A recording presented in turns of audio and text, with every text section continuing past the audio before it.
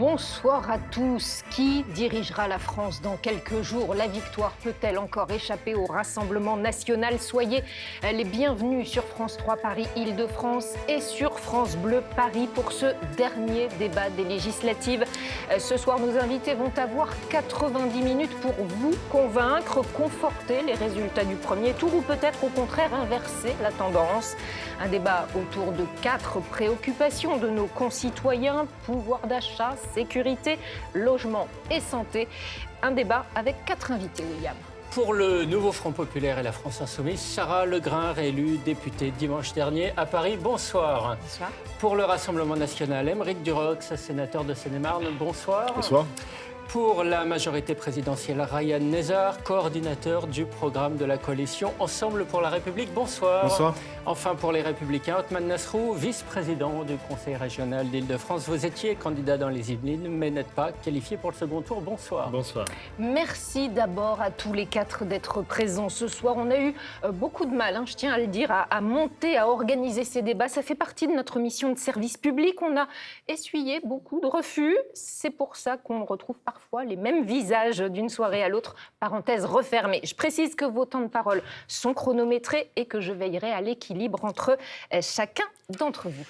On va déjà s'arrêter un instant, Marlène, sur le rapport de force à l'issue du premier tour. Dans notre région, on s'y attendait, comme souvent, le vote des Franciliens est bien différent de celui des Franciens. Regardez, 26 députés élus dimanche en Île-de-France, dont 24 pour le nouveau Front populaire. Un élu parmi les soutiens d'Emmanuel Macron, un autre pour les Républicains.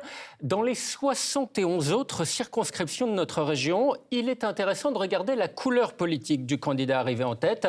Dans 37 cas, c'est le candidat de gauche et ça inclut ceux qui ont refusé ou qui n'ont pas obtenu l'investiture du nouveau Front populaire. 20 candidats Ensemble pour la République en tête au premier tour. 11 candidats du Rassemblement national ou soutenus par le parti de Jordan Bardella. 3 candidats LR en tête également. Les résultats de dimanche dernier auraient pu donner lieu à 41 triangulaires ou quadrangulaires. Finalement, en raison des désistements, on passe de 41 à 19. 19 circonscriptions verront donc s'affronter 3 candidats dimanche soir, Marlène. Oui, ça veut dire, William, que tous les appels au désistement n'ont pas été suivis. Ryan Nezar, chez vous, il y a 3 lignes. Barrage au Rassemblement national, ni RN, ni LFI ou décision au cas par cas finalement. Est-ce que c'est encore audible pour vos électeurs? Il n'y a qu'une seule ligne au sein de la coalition Ensemble pour la République, c'est la ligne qui consiste à dire que nous devons, dimanche prochain, faire battre le Rassemblement national, faire battre l'extrême droite dans toutes les circonscriptions, quand Loïc là où Signor, il peut l'emporter. porte-parole de Renaissance, se maintient face à Louis Boyard dans le Val-de-Marne alors que le RN est en embuscade. Le RN ne l'emportera pas dans cette circonscription, c'est la raison pour laquelle notre candidat a souhaité se maintenir. C'est un risque calculé. C'est pas un risque, c'est une certitude que nous allons l'emporter dans l'ensemble des circonscriptions dans lesquelles le Rassemblement national est arrivé en tête et où le Front populaire s'est désisté. Et je souhaite saluer cette décision responsable et républicaine de personnes avec qui nous ne gouvernerons pas à la France insoumise. Il n'y aura pas d'alliance entre Ensemble et la France insoumise. Mais néanmoins, nous avons fait ce choix pour dimanche de nous désister avec ce qui se fait à chaque élection pour faire barrage à l'extrême droite. C'est également un choix qui a été partagé par la droite des Républicains, que je salue également. Et donc, nous permettons ainsi aux Français d'éviter ce qui serait, pour les valeurs de notre République et pour l'économie et nos emplois, une catastrophe. Nous leur permettons d'éviter de donner une majorité absolue à l'extrême droite et d'avoir cette majorité plurielle, cette assemblée plurielle qui permettra de représenter l'ensemble des sensibilités des Français. Sarah Legrin, il y a des positions divergentes dans le camp présidentiel. Même en cas de désistement, il va de toute façon pour vous falloir convaincre des électeurs de la majorité sortante de voter pour vous contre le Rassemblement national. Après 2 années d'opposition très virulente, j'imagine que ce n'est pas forcément très simple sur le terrain depuis lundi. Il s'agit de convaincre sur notre programme, oui. Alors d'abord, j'aimerais préciser le fait que non, tous les désistements n'ont pas eu lieu. Je pense que vous pouvez encore dire à Émilie Chandler, dans la première circonscription du Val d'Oise, de se désister. Je précise, et il y a une candidate de chez vous contre également, dans les Yvelines. Également. Alors nous avons retiré tous nos candidats qui sont en 3e position lorsque le Rassemblement national est en 1re position. Nous l'avons fait. Vous ne l'avez pas fait, donc non plus, Aude Luquet, dans la première de Seine-et-Marne. Et vous avez aussi... Non, mais j'aimerais souligner des cas, et c'est plutôt ça que je trouve intéressant. J'aimerais souligner des cas où, clairement, finalement, il y a eu une forme d'accord, puisqu'en réalité, vous avez des candidats du Rassemblement national qui se sont désistés pour soutenir certains de vos candidats. Je pense à Naïma Mouchou, candidate Horizon dans le Val d'Oise, et je pense aussi au candidat Laurent Mazori dans les Yvelines. Voilà. Donc c'est juste pour dire qu'effectivement, vous avez parlé d'une confusion et de différentes lignes. Monsieur dit qu'il n'y a pas différentes lignes. Clairement, il y a de la confusion et clairement... Il y a un choix qui a été fait par Gabriel Attal qui est extrêmement courageux, qui a été de dire nous allons faire barrage à l'extrême droite de manière extrêmement claire. En tout cas, clairement, vos candidats ne font pas tous ce choix. Maintenant, vous me posez une question sur comment... J'ai commencé par vous remercier, je note que vous ne le faites pas. Je vais vous dire quelque chose. Quel est le résultat du premier tour des législatives? Vous avez mentionné les conquêtes au premier tour, dès le premier tour. Ça dit quelque chose. En France, vous avez eu 38 ou 39, si on compte toute la coalition, candidats d'extrême droite qui ont été élus dès le premier tour. Vous en avez 32 du nouveau Front populaire qui ont été élus dès le premier tour. Et vous en avez 2 du camp macroniste qui ont été élus dès le premier tour. Et ça nous dit quelque chose de ce qui se passe dans le pays. Ce qui se passe dans le pays, c'est la défaite du camp présidentiel. Et donc, évidemment, ce camp présidentiel a une responsabilité à prendre vis-à-vis de l'arrivée du pouvoir au pouvoir potentiel de l'extrême droite, surtout quand il a passé toutes les dernières semaines à dire que le nouveau Front populaire et l'extrême droite, c'était la même chose. Il a ses responsabilités à prendre. Maintenant, nous, notre responsabilité, c'est de tenir bon sur un programme qui a aussi motivé des personnes à aller se déplacer aux urnes. Parce que dans le regain de participation, il y a aussi des personnes qui ont eu un bulletin pour tourner la page de la retraite à 64 ans imposée par Emmanuel Macron, pour augmenter les salaires, pour renforcer nos services publics, et aussi pour battre l'extrême droite et son racisme. Et je pense que c'est en étant justement clair sur ce programme, en montrant que nous avons des choses à proposer pour tourner la page à la fois de la Macronie, mais aussi de ce qui a alimenté, à travers la maltraitance sociale et écologique, eh bien, le succès du Rassemblement national. Je pense que c'est en le proposant que nous sommes clairs. On va parler d'un France insoumise qui a alimenté l'extrême droite depuis 2 ans avec votre anti-parlementarisme à l'Assemblée. Malheureusement. On va donner la parole à nos autres invités. Aymeric Durox, je me tourne vers vous. Le concept de front républicain, on le voit, est plus fragile qu'il y a quelques années. Mais il existe toujours pour vos adversaires et pour beaucoup de Français. Ça veut dire que vous n'êtes toujours pas un parti comme un autre. Je crois que ce soi-disant Front républicain, qui est une usurpation du beau nom de République par ailleurs, les Français n'y comprennent rien. Là, on vient d'assister à un échange de 5 minutes entre deux représentants, l'extrême gauche et l'extrême centre, qui font leur petite tambouille. J'ai absolument rien compris à ce qui se disait, et je crois que les Français ne comprennent rien, à qui se désistent, etc. En réalité, le seul camp qui est très clair et qui présente des candidats partout et qui ne se désiste pas parce que les Français ont besoin de changement, c'est le nôtre. Et nous sommes alliés dans cette occasion historique. Il y a quelques désistements aussi chez vous, hein. Madame Legrain l'a évoqué, effectivement. Oui, vous avez quelques cas problématiques que vous avez dû retirer aussi, parce que en termes de changement, si vous voulez que je vous fasse une liste à travers des candidats très problématiques chez les 70 cas problématiques que vous avez. Moi, je vous ai pas interrompu. Donc, je disais qu'on a une occasion historique d'encourager, de valider cette volonté de changement.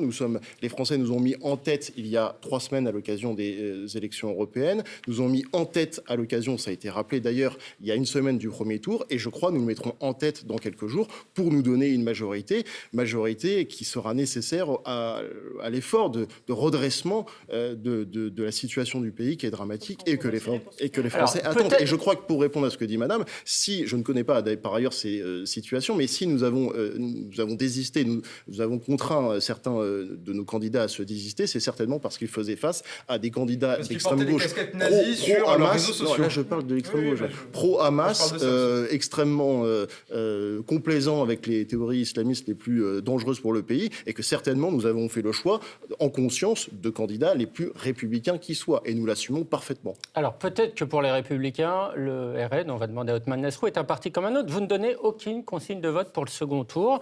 Dans les circonscriptions où vous êtes éliminé, pourquoi ? D'abord, regardez le débat qu'on a ce soir et puis qu'on a globalement dans notre pays. Regardez le débat qu'on a depuis 2017, où on ne vote plus que par élimination. Regardez comme maintenant, on ne vote plus pour un projet, mais en fonction de stratégie, parfois d'ailleurs de second tour dès le premier tour, où les gens cherchent absolument à voter utile, parce qu'il s'agit surtout d'éviter que certains arrivent au pouvoir. L'addition des contraires ne fait pas une politique. Et ce spectacle auquel on assiste, je ne suis pas certain que quiconque en sortira grandi. Et donc moi je vous le dis, nous défendons un projet. Et nous avons des députés sortants, nous avons des candidats au second tour. Et je veux dire ce soir que chaque vote pour eux sera un vote utile pour défendre un projet. Nasrou, il y a aussi D'abord, beaucoup de circonscriptions où vos électeurs sont orphelins, n'ont plus de candidats. Il n'y a aucune consigne. Alors d'abord, moi je pense que les consignes de vote sont dépassées. Je pense que les électeurs sont grands, sont vaccinés, qu'il faut arrêter de les infantiliser, que nul n'est propriétaire de ses voix. Je pense que La situation actuelle est d'abord la conséquence d'une décision précipitée et totalement hasardeuse d'Emmanuel Macron, qui est aussi responsable de la situation du pays. On va peut-être pas y revenir. Est-ce que Non, mais ce que je vais vous dire, s'il n'y a pas de consigne de vote, c'est parce que vos dirigeants seraient incapables de se mettre d'accord? Absolument pas, puisqu'ils se sont mis d'accord sur un communiqué que vous avez reçu et qui indique clairement notre position. Et je vais vous la rappeler. D'abord, je vous le dis, on ne peut pas régler un problème avec ceux qui l'ont créé. Et donc cette situation dans laquelle Emmanuel Macron nous a enfermés, on est obligé de choisir le camp, soi-disant, de la raison pour éviter les extrêmes, c'est la situation, c'est la raison pour laquelle nous avons désormais les extrêmes aux portes du pouvoir. Si nous voulons réellement que le Rassemblement national n'y arrive pas, on n'aille pas au pouvoir, il faut proposer des alternatives. Et si vous me demandez de m'aligner systématiquement sur un bloc, ça veut dire qu'on restreint le choix pour les Français qui sont légitimement en colère de l'état du pays, sur la sécurité, sur la non-maîtrise des flux migratoires, sur l'état des finances publiques, sur l'état des services publics, et qu'on leur laisse comme seule alternative le Rassemblement national. Moi, je ne m'y résous pas. Nous avons un autre projet à défendre qui n'est pas celui de M. Macron, qui n'est pas celui du Rassemblement national et qui est encore moins celui de la France insoumise. Et on montrera bien vos différences dans ce débat. Aymeric Durox, Jordan Bardella a un petit peu infléchi son discours sur le fait d'avoir absolument besoin d'une majorité absolue dimanche pour gouverner. S'il faut élargir, je le ferai, dit-il.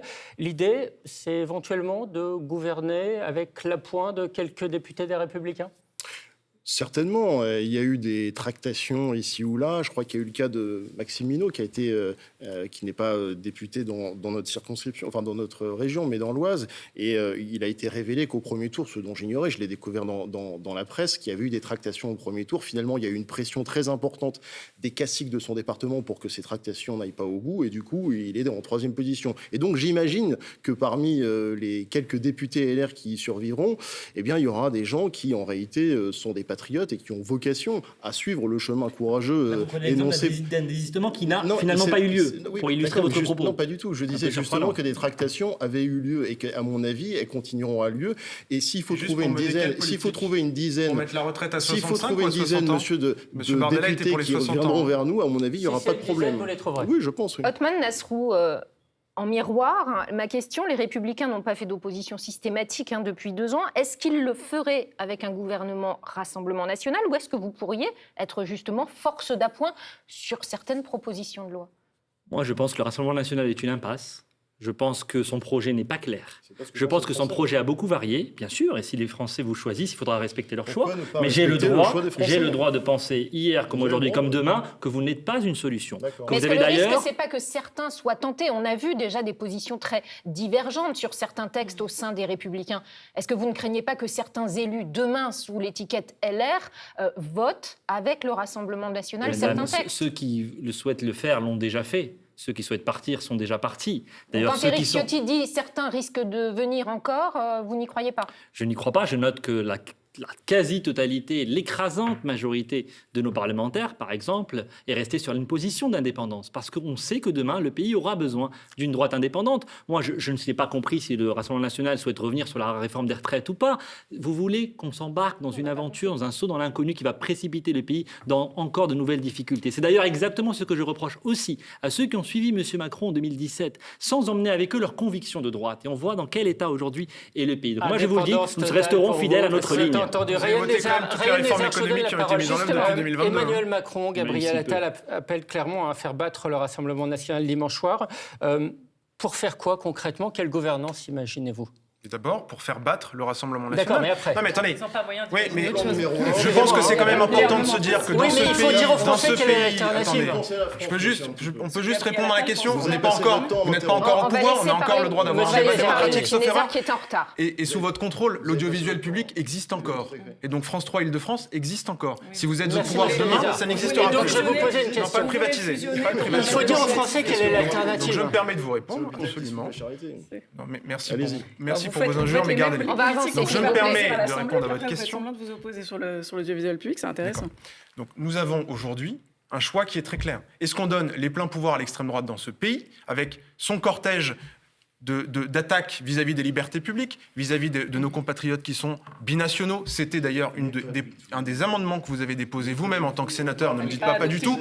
Vous avez proposé d'interdire la binationalité dans ce pays. Vous avez même proposé de régulariser, d'interdire les régularisations de travailleurs étrangers que nous avons permis de doubler dans ce pays. Et donc, Le premier enjeu de cette élection dimanche, et je crois que les Françaises et les Français l'ont compris, c'est d'éviter à ce pays d'être gouverné par une majorité absolue de l'extrême droite qui aurait les pleins pouvoirs. On le voit avec, là aussi, mais attendez, l'enjeu de dimanche, il est très clair.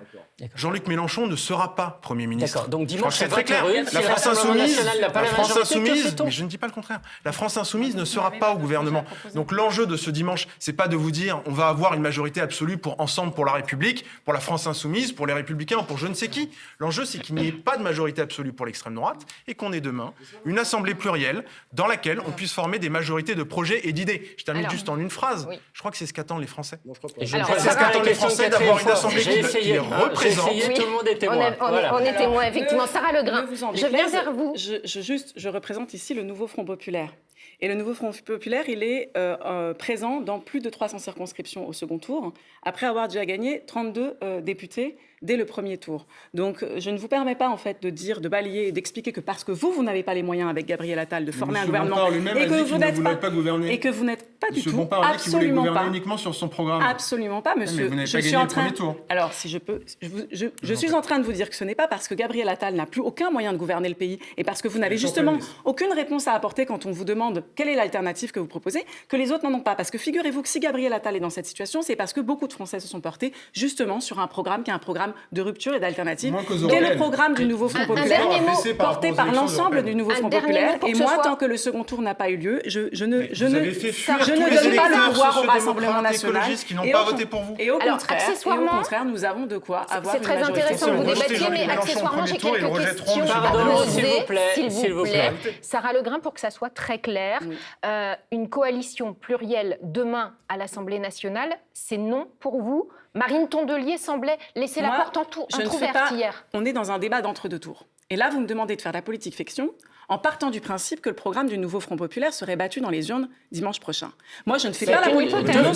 Vous savez combien il reste, mais ce n'est pas. Je suis Madame Legrain. C'est beaucoup moins une hypothèse que la Macronie battue dans les urnes, parce qu'elle est déjà battue dans les urnes dès le premier tour. Donc permettez-moi, de m'affronter à mon adversaire du second tour et de dire que l'extrême droite n'arrivera pas au pouvoir et qu'elle n'arrivera pas au pouvoir parce que nous avons un programme d'alternative. Et donc, je ne participerai pas à ce numéro de politique fiction. Très bien. Alors, voilà pour ce premier tour de table politique. On va maintenant, on s'est mis en chauffe, on l'a bien senti. On va maintenant parler du fond de vos programmes, toujours en simultané sur France Bleu Paris. Et on commence avec le pouvoir d'achat. Voyez, écoutez ces citoyens nous parler de leur quotidien. Tout a augmenté, même le papier toilette, même le sopalin. Il faut aller chercher l'argent peut-être plus sur les gros salaires et puis laisser les salaires moyens pouvoir vivre un peu avec le peu de revenus qu'ils ont d'ailleurs. Moi, je ne demande pas des aides, je demande de vivre de mon travail. Je demande de vivre de mon travail.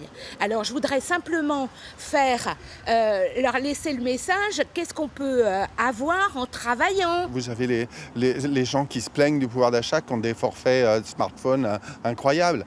Donc, le premier moment, c'est de commencer par regarder ce qu'on a vraiment besoin et pas dépenser l'argent n'importe comment. Tout augmente, de toute manière, à chaque fois qu'on va faire des courses dans le caddie. J'achète 100 € de courses. Et des fois, je me demande qu'est-ce que j'ai mis dans mon caddie. Voilà. Et il n'y a rien du tout. Alors, contre les fins de mois difficiles, Sarah Legrain, le Nouveau Front Populaire veut bloquer les prix de l'énergie et des produits de première nécessité. Concrètement, sur une plaquette de beurre, par exemple, qui rogne sa marge? L'agriculteur, l'industriel, le distributeur? L'industriel, ce que nous avons montré, c'est que c'est tout à fait possible de bloquer les prix. Ça, c'est déjà fait. C'est des dispositifs qui existent dans le Code du commerce. Et nous avons aussi montré, nous avons porté une proposition de loi à l'Assemblée pour le faire, qu'il était possible aussi de bloquer les marges de l'agro-industrie, les marges de la raffinerie, parce qu'on constate aujourd'hui que si madame qui nous parlait tout à l'heure n'arrive plus à remplir son caddie, ce n'est pas parce que les agriculteurs, eux, ont eu un meilleur revenu. Au contraire, ils l'ont vu baisser, mais c'est bien parce que vous avez eu des profiteurs de crise. Vous avez l'agro-industrie qui s'est fait des marges monstrueuses. Vous avez aussi la raffinerie qui s'est fait des marges monstrueuses. Donc oui, nous assumons de dire il faut bloquer les prix des produits alimentaires de première nécessité, ainsi que les prix de l'énergie et du carburant. Othman Nasrou, la droite veut diminuer les prix de l'électricité. Sur l'alimentation, vous ne proposez rien. Est-ce qu'il faut se résigner ? Mais en tout cas, il ne faut pas se résigner à la démagogie de Mme Legrain et du nouveau Front populaire que je viens d'entendre à l'instant. Cette démagogie qui consiste à vous expliquer qu'on est dans une économie administrée où c'est presque l'État qui va fixer les prix et les marges. Moi, si on veut revenir en URSS, ce sera sans moi. Donc pour et vous, d'ailleurs, je ne crois pas que ce système fonctionne. Il faut dire à cette dame qu'on ne peut rien faire Je ne vous ai pour pas elle. interrompu, Mme Legrain. L'île de la Réunion, le gel hydroalcoolique, c'était l'URSS. Il ne vous aura pas échappé que toute comparaison n'est pas raison. Ce que je veux vous dire par là, c'est que nous sommes dans un monde ouvert. Et à la rigueur, je comprendrais votre logique si vous souhaitiez fermer les frontières et faire en sorte qu'il n'y ait plus de concurrence internationale et que les marchandises ne circulent plus et que les capitaux ne circulent plus. Si c'est ce que vous proposez, dites-le. Ce que je constate, moi, c'est que ces idées-là, de blocage des prix, de fixation des normes, conduisent toujours à l'appauvrissement du pays et à la ruine, parce que les investissements vont ailleurs, parce que, évidemment, la production finit par aller ailleurs. Ce n'est pas ce que demandent les agriculteurs. Ils demandent à pouvoir vivre de leur travail. Ils demandent moins de charges. Ils demandent moins de normes. Libérons les énergies. Non. Libérons les énergies. Laissons-les travailler comme ils le veulent. Faisons-leur confiance. Panier de course, c'est lié aussi. Vous dites donc qu'on ne peut rien faire concrètement pour cette dame, mais par contre, vous pouvez faire, dites-vous, sur l'électricité. Non, je vous dis d'abord que la vraie question du pouvoir d'achat, ce n'est pas que l'État puisse fixer les prix, c'est que le travail paye davantage. Cette dame devrait mieux gagner sa vie. On va parler des salaires dans un instant. Oui, mais c'est important, parce que vous me parlez du prix des choses, je vous parle de... Si les gens gagnaient plus, si nous avions ici le revenu médian, par exemple, que nous avons dans d'autres pays, je pense à l'Allemagne, où nous sommes appauvris par rapport aux Allemands, eh bien, on aurait moins de problèmes de pouvoir d'achat. C'est ça la seule vraie réponse. Et vous notez qu'il n'y a que la droite qui en parle. Et on en parle dans un instant. Ryan Nézard, pour la majorité présidentielle, les prix du gaz ont augmenté lundi, plus de 11%. Ceux de l'électricité augmenteront le 1er août. Le bouclier tarifaire, il ne pouvait pas durer. Le bouclier tarifaire, il a permis aux Françaises et aux Français d'économiser 1 000 € pendant la période de crise. Moi, je rappelle que quand, à l'Assemblée nationale, a été proposé en 2021, puis en 2022, un bouclier tarifaire, le Rassemblement national, la France insoumise ont voté contre. C'était pas un bouclier, c'était une passoire. Non, c'était un bouclier tarifaire, c'était une baisse de taxes. Nous avons mis au niveau minimum de 1 € le mégawattheure les taxes sur l'électricité. Les Français ont réussi à se chauffer correctement cet hiver. Écoutez, je vous dis simplement qu'aujourd'hui, on a un prix de l'électricité qui est parmi les plus bas d'Europe. Et que ce que nous proposons pour l'avenir, c'est que dès l'hiver, la facture d'électricité puisse baisser de 200 € en moyenne par foyer. Mais pourquoi pas avant ? Mais attendez. Vous l'avez augmenté en février dernier. Il se trouve que nous étions, comme je suis en train de vous dire, dans un bouclier énergétique qui était une mesure de crise, qu'il est normal qu'on ne garde pas à 1 € le mégawattheure l'ensemble des taxes. Simplement, on revient à la normale, mais nous réinvestissons sur la production nucléaire, nous réinvestissons sur la production de renouvelables. Je rappelle que la France insoumise est contre l'énergie nucléaire, que le Rassemblement national veut faire un moratoire sur les énergies renouvelables. Vous n'allez pas nous expliquer que vous, avec vous, la facture d'électricité baisserait. Au contraire, elle va augmenter. Et donc, ce que nous proposons pour terminer, c'est d'avoir un investissement sur le nucléaire et sur les renouvelables, qui est un investissement de long terme et qui permettra aux ménages français comme aux entreprises françaises de continuer à bénéficier d'un prix de l'électricité parmi les plus bas d'Europe. Aymeric Durox, le Rassemblement national dit vouloir jouer sur la TVA de 20 à 5,5 pour l'essence, le gaz, l'électricité. Clairement, c'est des recettes en moins pour l'État. Qui serait largement, de toute façon, financé. Il y a différents moyens de faire rentrer de l'argent dans les caisses. Eh bien, je vais vous le dire. Par exemple, il y a une ça tombe bien, il y a la taxe sociale qui est financée, qui est estimée. Il y a la fraude sociale qui est estimée à hauteur de 17 milliards. 17 milliards de fraude bien sûr sociale. Que 17 milliards de fraude sociale. Vous savez combien il y a de gens qui ont ouvert des droits à la Sécurité en France ? On a récolté 17 milliards d'euros sur la fraude fiscale et sociale. On est à 72 millions, alors qu'il n'y a que 67 millions. Donc il y a un hiatus de au moins 5 millions. Donc il y a beaucoup d'argent à aller chercher là-dedans. Tout ça est faux et ça a été démontré par la Cour des comptes. Par exemple, évidemment, sur l'immigration, le CDE estime qu'il y a, ça coûte entre 1,4 et le CEPI nous dit 1,6%, soit une fourchette entre 35 et 45%. Bien sûr que non, mais j'ai les chiffres très récents. Je voudrais revenir sur ce que dit le représentant de la Macronie. Sur l'électricité, le gaz, l'essence, tout le monde en a besoin. Très concrètement, sur un plein de samplon 95, ça représente une baisse immédiate de 15 €. Je voudrais revenir quand même sur ce que dit la Macronie. Je voudrais revenir sur ce que dit la Macronie, qui nous parle d'investissement au nucléaire. Eux qui ont commencé en 2017 en fermant Fessenheim. Eux qui, jusqu'en 2020, vous voulez fermer la moitié des réacteurs. Vous l'avez quand même fait. C'est un disque un peu rayé. À chaque débat, on entend Fessenheim. On va quand même laisser on va vous redonner la parole. Monsieur Nézard, on va quand même laisser les uns et les autres s'exprimer. J'ai rien contre le débat, mais il faut quand même que ça reste compréhensible. Non, mais il y a des absurdités qui sont... S'il vous plaît, un peu de modestie. petit, vu le D'un score. mot, monsieur Duroc, les baisses de taxes très vite tout de suite. Mais c'est la réalité. Les baisses de taxes très vite tout de suite sur l'essence, le Tout gaz. à fait, et nous annulerons la hausse scandaleuse décidée par Gabriel Attal, qui n'aura fait que ça en 6 mois, une hausse sur les prix de l'énergie. On va parler des salaires. Vous avez entendu cette dame qui se plaignait de ne plus vivre correctement de son travail. Ryan Nezer, vous proposez un élargissement de ce qu'on avait appelé la prime Macron, sans charge ni impôt, jusqu'à 10 000 euros. On est d'accord? Une prime de 10 000 euros, ça ne va pas concerner grand monde? Bon, c'est pas la seule mesure. D'abord, ça a concerné quand même 6 millions de salariés, la prime de pouvoir d'achat l'an dernier. Donc c'est quand même une mesure moyenne qui a permis 885 euros selon les pas du tout, de 900 euros.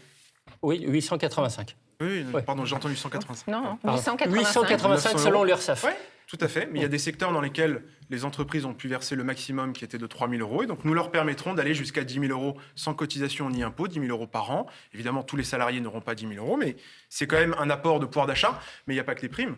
D'abord, je veux rappeler que le pouvoir d'achat dans notre pays, il a progressé. Personne ne le dit. Mais depuis 2019... Les Français n'ont pas l'air de s'en être rendu compte là. Tout à fait, oui. Mais parce que vous êtes dans la démagogie, vous proposez de mettre la TVA à 0% sur tout. Et vous proposez un programme avec 300 milliards de hausse d'impôts. 300 milliards de hausse d'impôts. Alors là, le matraquage fiscal, dont 50 milliards dès cet été, les classes moyennes et les classes populaires vont le voir arriver assez vite si la France Insoumise était au gouvernement. Le pouvoir d'achat a progressé de 5,7%. C'est 4 fois plus qu'en Allemagne depuis 2019. En Italie, là où l'extrême droite est au pouvoir, le pouvoir d'achat régresse depuis 2019. Et donc ça, ce sont des données publiques, ce sont les données d'Eurostat. Donc je vous invite à les regarder. Nous avons créé également 2,5 millions d'emplois depuis 2017. Je vous parle de ça parce que le pouvoir d'achat, l'augmentation des salaires, je ne parle pas de la perception, je parle des faits. L'augmentation des salaires, comment est-ce possible dans un pays où il y a un chômage de masse? Les salaires augmenteront d'autant plus vite qu'on continuera à baisser le chômage. C'est ce que nous avons engagé et c'est ce qu'il faut poursuivre. Alors, deuxièmement, nous avons également des mesures pour libérer les augmentations de salaires par les entreprises. Ce n'est pas l'État qui va augmenter les salaires. Et donc, nous proposons également de baisser les cotisations pour les employeurs jusqu'à 2 500 euros pour libérer pas du tout la même. Pour libérer les augmentations des personnes qui aujourd'hui sont au SMIC et qui doivent progresser dans la hiérarchie des salaires. Alors, Sarah Legrain, le nouveau Front populaire propose, lui, de passer le SMIC à 1 600 euros net et d'augmenter de 10% les fonctionnaires. Et pour les autres, ceux qui sont ni au SMIC ni fonctionnaires? Eh bien, c'est prévu justement d'aller vers l'indexation des salaires sur l'inflation. Donc, dans les premières mesures d'urgence, nous avons l'augmentation du SMIC et du point d'indice, parce que c'est très important pour donner un premier oxygène aux plus bas salaires dans le pays et aux fonctionnaires qui ont vu leur point d'indice gelé pendant des années et des difficultés de salaire et gelé pendant des années. Aller vers, c'est à quel ensuite, horizon? effectivement, c'est justement dans les 3 premiers mois, on indexe les salaires sur l'inflation. Et on vous montre justement que c'est possible de le financer et d'abord que c'est possible pour l'économie. Parce que quand vous augmentez les bas salaires, et c'est important de le rappeler, quand vous augmentez les bas salaires, c'est toute l'économie qui en profite. Quand madame dit qu'elle n'a plus de quoi vivre de son travail, eh bien je pense que le jour où elle verra son salaire augmenter, elle ira davantage chez le coiffeur, elle ira davantage au restaurant avec sa famille, et que ça, ce sont autant d'emplois qui ne sont pas délocalisables et autant d'emplois que vous ne créez pas. Parce que monsieur, quand vous nous expliquez que vous avez fait baisser le chômage en France, ce que vous avez fait, c'est vous avez fait exploser le travail, les travailleurs pauvres. Vous avez créé de l'emploi précaire. Vous avez créé 700 000 auto-entrepreneurs sur le nombre d'emplois créés, excusez-moi, mais c'est ridicule. Ce sont des travailleurs précaires, des travailleurs qui continuent à ne pas pouvoir correctement se nourrir, se loger, se vêtir, etc.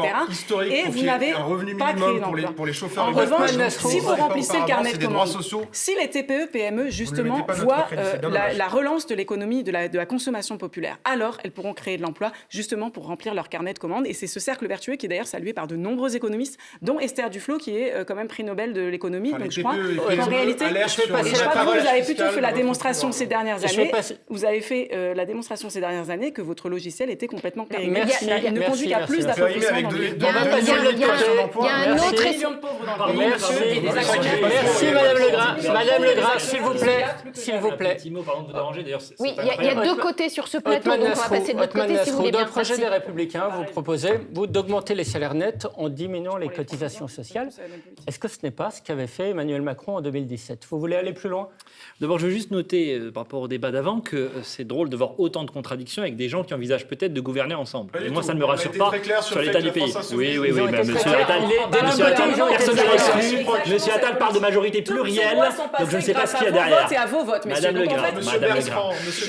On va peut-être avancer sur les salaires. Est-ce qu'on peut aller sur le fond? Est-ce qu'on peut aller sur le fond? Je m'excuse et j'ai eu l'air de m'adresser Là, qu'à je monsieur, vois- car vous pardon. trois, vous avez mené Là, exactement la même pardon. politique Vous dans les levez 5 la même dernières voix, années. Bien tous sûr. les deux, et j'aimerais pouvoir finir. Et- Donc voilà, il faut quand même que chacun soit mis devant ses contradictions. Et moi, ce que je note dans la grande contradiction qu'on a, c'est qu'à droite, nous avons une voix singulière sur la question que vous posez, sur la question des salaires. Parce que depuis tout à l'heure, j'entends des dépenses, et j'entendrai peut-être à l'instant, juste après, des dépenses. Mais bien sûr, des aides, des primes que nos enfants auront à payer, puisque l'État est en déficit chronique, que nous avons endetté ce pays comme jamais, avec 1000 milliards de dettes en 7 ans. Mais vous Donc, dites on baisse les cotisations sociales. Les cotisations sociales, elles payent les retraites, l'assurance maladie. Il va falloir compenser. C'est eh bien, également c'est une bien pour dépense. ça que je vous dis que je suis fier d'appartenir à la seule famille politique de ce pays qui parle de faire des économies et que le vrai pouvoir d'achat, c'est ce que l'État vous laisse dans votre poche à la fin du mois. Ce que je souhaite, moi, pour augmenter les revenus des Français, c'est que l'État leur prenne moins. Nous avons le record des prélèvements obligatoires. Jamais on a autant pris dans la poche des Français. Et dans le même temps, jamais on s'est autant Non, mais endetté. concrètement, vous baissez quel impôt? Mais je baisse la dépense publique, justement. La dépense publique. Et donc, pour baisser la dépense publique, parce que nous sommes cohérents, pour rendre l'argent aux Français, je ne vous ai pas interrompu. Pour rendre l'argent aux Français, pour rendre l'argent aux Français, il faut bien faire des économies en face pour leur donner du vrai argent et pas des billets de Monopoly comme l'a fait M. Macron, avec une politique de chèque, avec ce quoi qu'il en coûte qui a été totalement démesuré par rapport à ce qu'ont fait d'autres pays qui aujourd'hui s'en sortent mieux et on continue de s'endetter. Donc je vous le dis, il faut rapprocher le net et le brut, tout simplement. Donc, il n'est pas baisse des de- cotisations sociales. Bien sûr, et en face, des mesures d'économie, y compris sur le budget de l'État. Je finis juste, une réforme de l'État que nous n'avons jamais eue. Nous avons une bureaucratie pléthorique, nous avons des procédures extrêmement complexes, nous avons des coûts de structure très très lourds, nous avons 500 agences de l'État. Il y a là-dedans des marges d'économie inépuisables qui donneront du vrai pouvoir d'achat aux Français. Émeric Durox, le Rassemblement national, lui, veut jouer sur les cotisations patronales pour inciter les chefs d'entreprise à augmenter les salariés. Pourquoi ce choix ? Je voudrais revenir un petit peu sur les leçons et les billets de Monopoly de M. Nasrou, parce qu'il me semble en tout cas me rappeler que sous la présidence de Nicolas Sarkozy, certes ça fait pas mal de temps que vous n'êtes pas au pouvoir, et à mon avis vous n'êtes pas prêt d'y revenir, mais quand même la dette avait aussi largement augmenté sous la présidence Sarkozy, donc vous n'avez pas de leçon budgétaire à donner. Eh bien tout simplement, la grande mesure phare qui est le fruit d'échanges que nous avons passé avec les TPE et les représentants des petites entreprises, une augmentation. Nous leur proposons de faire une augmentation de 10% sur les petits salaires dans une mesure jusqu'à 3 fois le SMIC. Non, s'il vous plaît. Et également, en échange, ils auront une exonération des charges patronales pendant 5 ans. Voilà, ça c'est quelque chose de très concret que nous pourrons mettre en place très rapidement et qui permettra d'augmenter très rapidement. Eh bien, si en échange, elles n'ont pas de cotisation patronale, bien sûr, si en échange jusqu'à 3 fois le SMIC, en échange de cela, c'est une demande qui vient du terrain et des petits patrons. Bien sûr que si. Bien sûr que votre programme économique mènerait la France dans le mur. Bien sûr que regardez l'appel qu'elles ont passé dans les échos. L'indexation des retraites sur l'inflation. Alors, ce qui pèse lourd dans le budget des Français, surtout ici en Île-de-France, c'est, vous le savez, le logement. Deuxième thème de ce débat, toujours en simultané sur France 3 et France Bleu Paris. Et vous allez le voir, le constat des Franciliens est sévère. Écoutez. Paris, région parisienne, ça devient insupportable. On ne peut plus acheter. Un cadre moyen ne peut plus acheter, c'est plus possible. J'ai des enfants qui voudraient acheter un bien et effectivement c'est un peu compliqué parce que quand on est célibataire par exemple, eh bien, pour obtenir un prêt c'est difficile. Ça coûte très très cher. Leur argent passe dans le logement et souvent leur retraite ne suffit pas à payer, donc ils sont à la banque alimentaire à vie. Sous Clamart, quelquefois il faut attendre 10 ans pour avoir un logement à Clamart. Et quelquefois c'est long. Des années pour obtenir un logement social dans notre région. Othmane Nasrou, à droite, vous dites habituellement qu'il ne faut pas en construire partout, pas là où il y en a déjà beaucoup. Vous maintenez ? Alors là, ce que vous citez, ça concerne le logement très social, qui est parfois concentré dans les mêmes quartiers, et je le maintiens bien sûr, qu'on a ghettoisé certains quartiers, et que ce n'est pas ce que les Français veulent. On a concentré les difficultés dans les mêmes quartiers. Donc je vous le dis très clairement, bien sûr qu'il faut un parcours d'habitat diversifié. Néanmoins, si on construit moins de logements en général dans notre pays aujourd'hui, et je suis très surpris d'ailleurs que le gouvernement d'Emmanuel Macron, même depuis 2017, n'ait pas pris la mesure de la crise du logement qui arrive, avec des mesures qui sont restées extrêmement timides. Nous avons des mesures absolument importantes importantes à faire. Il faut bien sûr construire davantage, il faut simplifier les normes, vous voyez qu'on y vient toujours.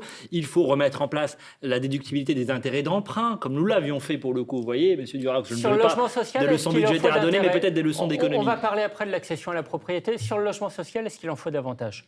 Écoutez, il y a une loi SRU qui est aujourd'hui en vigueur et moi je trouve que cette loi, elle est parfois appliquée sans discernement. Je vous le dis comme je le pense. Aujourd'hui, nous ne réglerons pas la crise du logement dans notre pays uniquement avec la logique du tout social. Vous avez 70% des Français qui sont éligibles à un logement social et la gauche voudrait nous faire croire qu'il faudrait donc 70% de logements sociaux dans notre pays. C'est une bêtise. Ce dont on a besoin, c'est de logements intermédiaires. Ce dont on a besoin, c'est de propriétaires qui arrivent à relouer leur logement. Ce dont on a besoin, c'est de ne pas sortir du marché du logement les 5 millions de passoires énergétiques qui doivent sortir du marché d'ici 2028, ce qui est évidemment une aberration dans l'état où on a aujourd'hui le besoin de logement dans notre pays. Il faut construire plus, il faut permettre aux bailleurs et aux propriétaires d'avoir moins de risques quand ils louent face à un locataire qui risquerait d'être un mauvais payeur. La location privée, on va en parler. Et oui, mais c'est le vrai sujet parce que nous avons plusieurs millions de logements qui sont bloqués aujourd'hui avec des taux de vacances. On va y revenir après. On reste sur le logement public. Sarah Legrain, le nouveau Front populaire s'engage à construire 200 000 logements publics par an pendant 5 ans.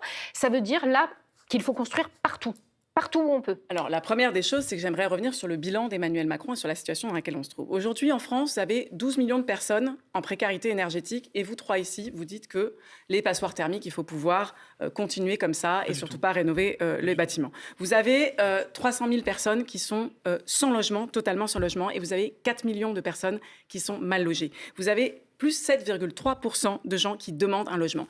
Et vous, monsieur, qu'est-ce que vous faites ? Vous vous en prenez à la loi SRU. Et vous nous expliquez qu'à cause de la loi SRU, c'est-à-dire la loi qui prévoit que les communes doivent créer du logement social, eh bien, il y a des phénomènes de ghettoisation. Mais pas du tout, monsieur. C'est parce qu'il y a des maires de droite et des maires d'extrême droite qui refusent de respecter la loi SRU et qui refusent de construire les logements sociaux dans leur commune, qui a des effets de ghettoisation ailleurs. Et donc, qu'est-ce qu'on fait ? La première des choses, c'est qu'on respecte la loi SRU. On durcit les sanctions ? On durcit, bien sûr. On respecte la loi SRU. On construit les logements sociaux dont on a besoin et surtout, on s'en prend aussi à tous les bâtiments vacants parce qu'il y a beaucoup de bâtiments vacants.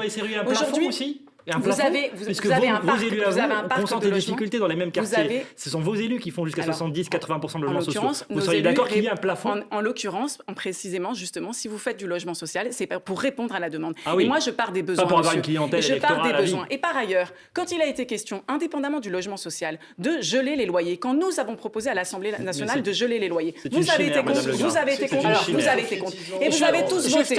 Vous avez tous voté. Non, j'aimerais juste dire aux Français. Mais je voudrais qu'on reste sur le logement social. Les Français, ils ont eu plus 7%, au minimum plus 7% d'augmentation de loyer en 2 ans. C'est grâce à ces 3 formations politiques qui ont décidé de voter l'augmentation des loyers. Ryan Nezar, je vous donne la parole sur le logement social. Le gouvernement, avant la dissolution, le gouvernement avait prévu d'assouplir la loi SRU. Ça s'est interrompu avec la dissolution. Qu'est-ce qu'il faut changer ? Quand vous dites assouplir, ça veut dire quoi concrètement pour vous ? Pas assouplir sur les objectifs. On a besoin, pour le coup, il y a une partie du constat que je peux tout à fait rejoindre. On a besoin de produire plus de logements dans ce pays. Plus de logements dans le parc social, plus de logements dans le parc privé, plus de logements à la location, plus de logements pour l'achat. Pas du tout. Les financements n'ont pas arrêté d'augmenter. Et je prends simplement un exemple très concret qui va contredire ce que vous venez de dire.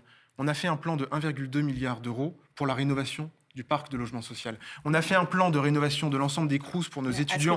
Et là, non mais attendez, sur le constat, pardon, les leçons de morale, sur le constat, je peux rejoindre encore une fois une partie de ce que vous dites, à savoir que nous ne sommes pas encore au niveau des ambitions que nous devons avoir pour le logement et qu'on a encore des millions de Français qui ont des difficultés à se loger. Je ne dis pas le contraire.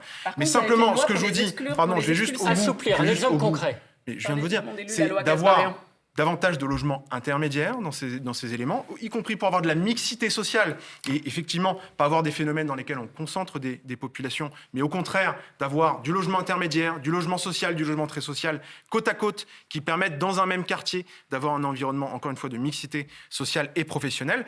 Mais j'ajoute qu'une des premières décisions que Gabriel Attal a prise quand il est arrivé à Matignon il y a 6 mois, ça a été de lancer un plan d'urgence pour le logement, avec aujourd'hui 30 000 logements qui sont mis en production, et dont 10 communes qui sont en Ile-de-France, je vais vous les citer: Champs-sur-Marne, Noisy-le-Grand, Gif-sur-Yvette, Orsay, Palaiseau, Saclay, Versailles, Vitry-sur-Seine, Fontenay-sous-Bois, Villejuif. Dans toutes ces communes d'Ile-de-France, il y a en ce moment même des projets sur lesquels effectivement on simplifie les normes, sur lesquels effectivement on accélère les procédures pour offrir du logement abordable à nos concitoyens. Aymeric Émeric Durox, un petit pas de côté là concernant les HLM. Au Rassemblement national, vous voulez attribuer les HLM en priorité aux travailleurs des secteurs prioritaires. Ça veut dire quoi? Et est-ce que ça vaut même si ces travailleurs sont étrangers? Alors, en Ile-de-France, où le foncier est extrêmement contraint et les difficultés d'habitation est très bien connues, ce qui est prioritaire, c'est ceux qui font marcher les services publics. Ça peut être les instituteurs qui ont de très faibles revenus, ça peut être les policiers également, ça peut être une partie des paupiers quand ils ne sont pas logés en caserne. Bref, ceux qui font tourner l'économie et les services publics et qui n'ont pas les moyens. Je le sais, j'ai été professeur et quand j'ai commencé ma carrière en Ile-de-France, j'avais exactement 1 750 €. Donc ça, c'est pour la première partie de ma Exactement. question. La deuxième partie, pour aussi les travailleurs étrangers? Alors, il y aura évidemment, en effet, une priorité nationale accordée aux Français, quels qu'ils soient. Il peut y avoir aussi des Français d'origine étrangère. Donc, c'est simplement la question de la nationalité. Français d'origine étrangère, ça veut dire quoi? Des Français qui sont français qui ont des origines étrangères. Les origines, ça veut dire quoi? Mais enfin, vous plaisantez. Vous Non, je essayez de me plaisante faire pas. la On est carte français, de on n'est pas l'antiracisme. français, en fait. Mais enfin, Non, mais je suis très il y a des sérieux, c'est une Français, question sérieuse. tout simplement, il y a des Français de branche, il y a des Français qui sont là depuis plus longtemps, etc. De branche. Donc, priorité nationale. Non, attendez, Non, c'est quoi?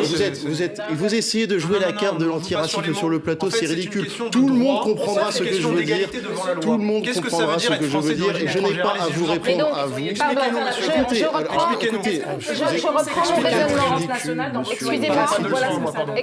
reprends mon raisonnement. Émeric Durox, ça veut dire que la si seule demain carte qu'ils ont, c'est l'antiracisme une personne de collège. étrangère qui occupe un HLM... De collège, parce que c'est de collège. Est-ce Non, que parce que je c'est peux faible, parce que c'est terminer, puéril, parce que Monsieur c'est Lézard, s'il vous s'il vous plaît, plaît. arrêtez. S'il vous plaît. Je On va réponds poser à une des question. questions, vous êtes ridicules. Je vous en prie, mais j'aimerais répondre après quand même. Oui, mais moi j'aimerais poser mes Français questions. d'origine étrangère, c'est très grave. C'est une plaisanterie ou quoi? Durox, ça veut dire que si demain vous arrivez au pouvoir, quelqu'un qui est d'origine, qui est étranger, qui habite un HLM, vous lui demanderez de partir pour loger un Français à la place. Ça se fera pas de façon aussi caricaturale, évidemment. J'essaie de comprendre. Dans des endroits où il y a évidemment très peu de logements sociaux, eh bien, on donnera priorité à des familles qui ont la nationalité française. Sur la loi SRU, nous voulons passer également d'une logique de stock, c'est-à-dire 25% tout de suite à partir d'un certain seuil de population, à une logique de flux, c'est-à-dire que dans certains endroits où on ne peut plus construire tout simplement et où les communes se font matraquer fiscalement et en réalité où la loi SRU devient une taxe qui peut représenter jusqu'à 100 € par habitant, eh bien nous proposerons que ces communes-là construisent 25% dans les nouvelles constructions et non pas revenir à un taux qui est parfois inatteignable. Allez, si la demande de logement social est si forte, s'il vous vous plaît, on va essayer d'avancer. Si la demande de logement social... Ça veut dire que vous ne voulez pas parler sur la sécurité tout à l'heure. Ce qui vient d'être dit est trop grave. Mais vous êtes grotesque, monsieur. Très brièvement, monsieur Lézard. Est-ce que je peux répondre, cher monsieur? Mais je sais ce que Est-ce vous que allez je dire, peux ça va être répondre inintéressant. avant Bon, que alors, vous ne on vous coupiez la écoute parole très au contraire rapidement. de Très votre brièvement. théorie. Ce que vous venez de dire illustre l'imposture totale de l'extrême droite française. Il y a 2 points. Vous venez de dire d'abord qu'on va donner la priorité pour certains travailleurs dans certains secteurs d'activité. Vous savez quoi? Ça existe déjà. Ça s'appelle la loi 3DS qui a été votée en 2022.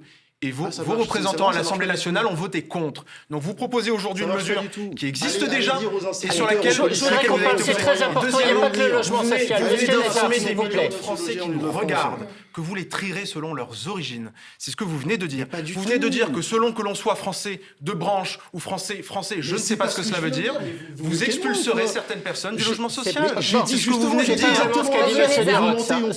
j'ai dit que justement, quand on était français, on l'était, qu'on soit de français de souche comme je le suis, ou français d'origine étrangère. Je faisais la différence sur la nationalité. Et les gens pourront voir le replay. Le logement privé, très brièvement, on va essayer de faire tourner. Si le logement social est tellement demandé dans notre région, c'est bien sûr en raison des prix très élevés dans le privé. Sarah Legrain, pour le Nouveau Front Populaire, vous souhaitez encadrer les loyers partout? Oui, encadrer les loyers et rappeler le fait qu'aujourd'hui, vous avez eu... s'il y a autant de personnes qui sont en besoin de logement social, c'est aussi parce que vous avez un logement qui est devenu totalement inabordable. Et aujourd'hui, je voudrais rappeler aussi la situation du parc du logement privé. C'est qu'aujourd'hui, vous avez 50% du logement privé qui est détenu par 3,5% de propriétaires. En fait, donc vous avez en réalité des multipropriétaires qui font de la spéculation avec l'immobilier et avec leurs propriétés. Et nous sommes en désaccord avec ça. Et quand nous avons demandé le gel des loyers, alors là, on a entendu les 3 camps ici pleurnicher sur les propriétaires en disant « Mon Dieu, c'est terrible pour les propriétaires ». Et vous avez même fait adopter une loi Kasbarian qui est honteuse, qui augmente le nombre de personnes à la rue en permettant à davantage aux propriétaires d'expulser les gens. Non, je suis pour donner aux propriétaires, voyez-vous, la garantie des loyers impayés. Et c'est aussi dans le... Ça existe déjà, ça s'appelle Visal, ça bénéficie à 1 million de jeunes et on veut le doubler. Voilà, ça bénéficie aux jeunes. Et on veut le doubler pour les indépendants, les fonctionnaires, les classes moyennes. Pour les petits propriétaires qui craignent, effectivement, je le dis, pour des petits propriétaires qui craignent d'avoir un locataire qui ne peut pas payer son loyer. Alors vous avez fait ça pour les jeunes, un tout petit truc Visal. Nous proposons et nous chiffrons dans notre programme, effectivement, d'avoir une garantie loyer impayé par l'État. Donc nous leur disons, nous vous garantissons ça si vous avez peur d'avoir des impayés. En revanche, nous ne sommes pas d'accord avec le fait de mettre à la rue des personnes au moment où ils ne peuvent pas payer leur loyer, surtout quand on a fait la politique qui a mené à 10 millions de pauvres en France, à des gens qui ne peuvent plus se loger, qui ne peuvent plus se nourrir, qui ne peuvent plus se vêtir. Ryan Nezar, vous êtes très en avance, donc vraiment d'un mot, justement, vous, pour rassurer les propriétaires, c'est l'extension de cette garantie des loyers. Absolument.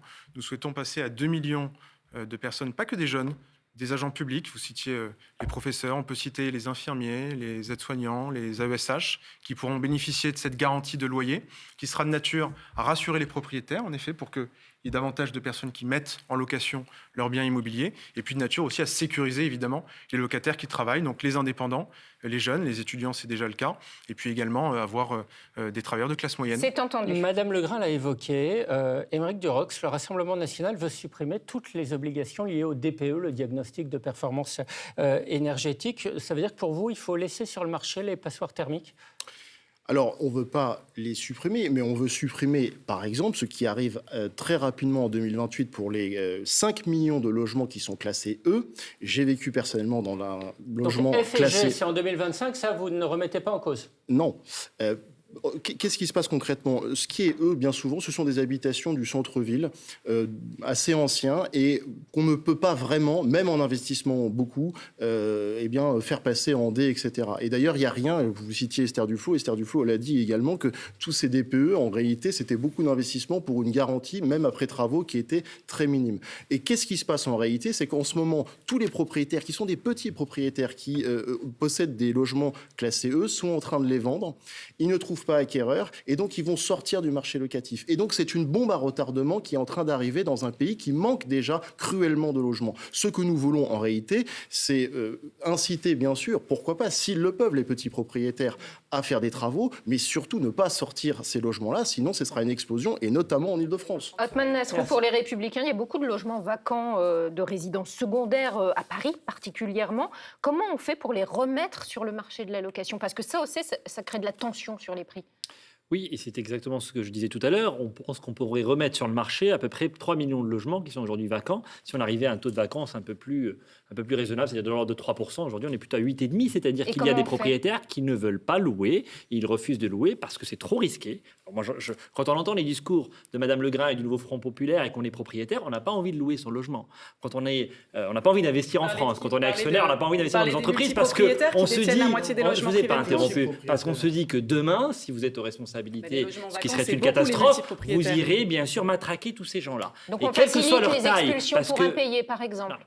Bien sûr que les squats, il faut faciliter les expulsions. Bien sûr que le concours de la puissance publique, quand on a un locataire qui de manière évidente est de mauvaise foi, on a eu des situations absolument incroyables où des gens se sont maintenus dans des logements pendant des années, et que ce soit un petit ou un grand propriétaire, madame, parce que si vous voulez que ces propriétaires-là remettent leur logement, eh bien, encore une fois, nous ne sommes pas dans une économie administrée. Je veux ajouter une mesure, s'il vous plaît, c'est qu'on puisse déduire les intérêts, qu'on puisse là aussi déduire de son imposition les investissements en matière énergétique. Moi, je n'ai pas dit que je voulais qu'il y ait des passoires énergétique. J'ai dit qu'il ne fallait pas simplement interdire. Il faut inciter. Parce que interdire et sortir du marché 5 millions de logements en plus, eh bien, ça sera une catastrophe. Alors, il faut inciter les gens à investir. Et pour cela, il faut que l'État en fasse. On y revient toujours. On a entendu vos propositions. Maintenant, je voudrais qu'on aborde ces franciliens qui rêvent de devenir propriétaires. Un rêve inaccessible pour beaucoup. Aymeric Durox, que proposez-vous au Rassemblement national ?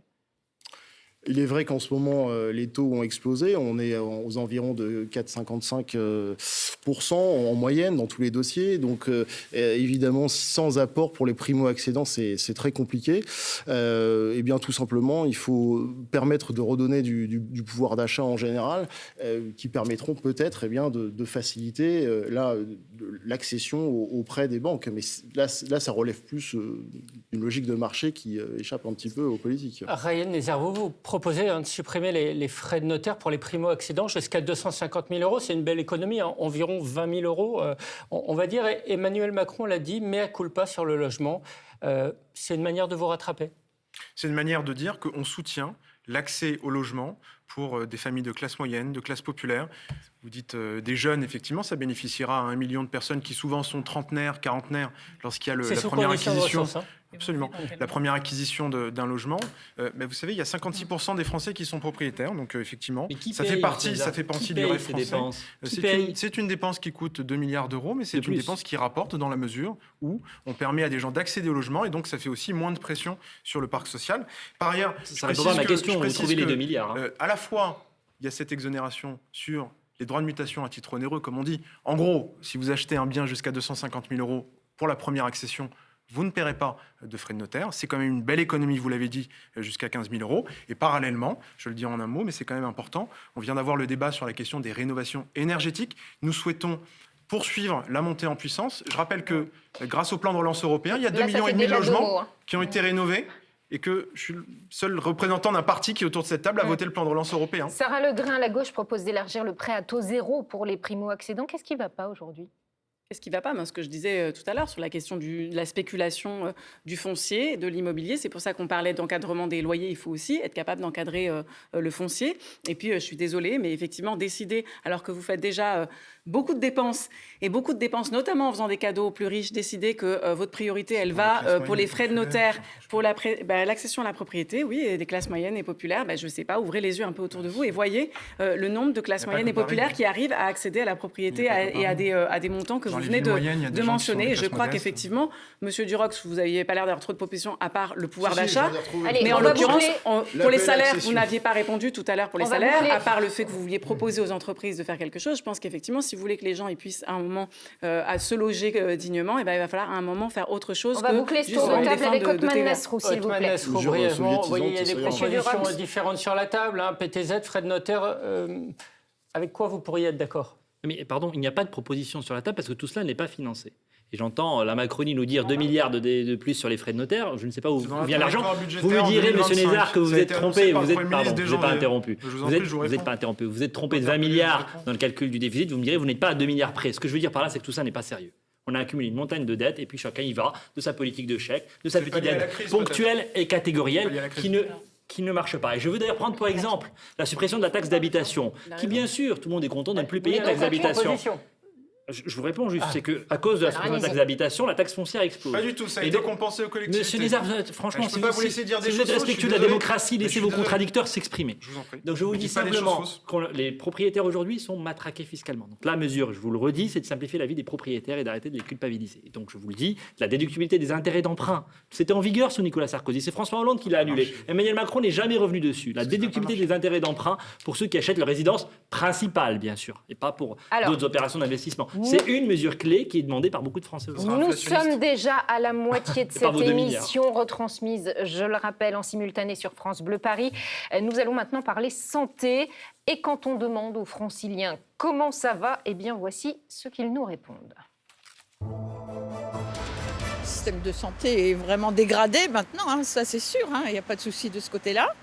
Ce qu'il faudrait, c'est améliorer tout, les médecins, la perte de médicaments qu'on a actuellement aussi, les rendez-vous qu'on vous donne dans 3 mois, 6 mois, 1 an, etc., etc. On ne peut plus trouver d'ophtalmo, on ne peut plus trouver... voilà. Pour les médecins, en fait, en général, on ne trouve pas des médecins qui acceptent de nouveaux patients aussi. Donc là, ça fait 6 mois que je cherche un gynécologue, je n'ai pas trouvé. Donc voilà. À chaque fois, je fais des visios, je fais à chaque fois des consultations chez un médecin qui n'a pas un suivi, en fait. C'est ça le problème. Sarah Legrain, pour le nouveau Front populaire, vous souhaitez réguler l'installation des médecins libéraux. Très concrètement, réguler, est-ce que ça veut dire contraindre ? Ça veut dire considérer que dans des zones qui sont finalement de plus en plus rares dans le pays, du fait du bilan des politiques menées toutes ces dernières années, où il y a déjà beaucoup de médecins, eh bien on empêche des nouveaux médecins de s'installer dans ces zones-là et on leur dit de privilégier les zones malheureusement très nombreuses dans le pays, où on est en pénurie de médecins. C'est une proposition de loi qui avait été transpartisane que nous avions portée, mais y compris aussi avec certains députés du camp macroniste, de LR. C'est une proposition de loi qui a été rejetée, alors refusée par le gouvernement et rejetée également par le Rassemblement national parce qu'il fallait absolument protéger la liberté des médecins. Et au nom de cette liberté des médecins et en parlant à leur place, eh bien, on privait énormément de Français de la possibilité tout simplement eh bien, d'avoir accès, comme le disait cette dame, à un rendez-vous médical dans un délai qui ne soit pas délirant. Alors, Ryan Mézard, Sarah Legrain l'évoquait, cette proposition a donc été rejetée par le gouvernement. Par l'Assemblée, par l'Assemblée, oui. Comment on fait par votre majorité notamment. Comment on fait du coup? Qu'est-ce que vous proposez à la place? C'est très simple. Le sujet aujourd'hui, c'est qu'on manque de médecins.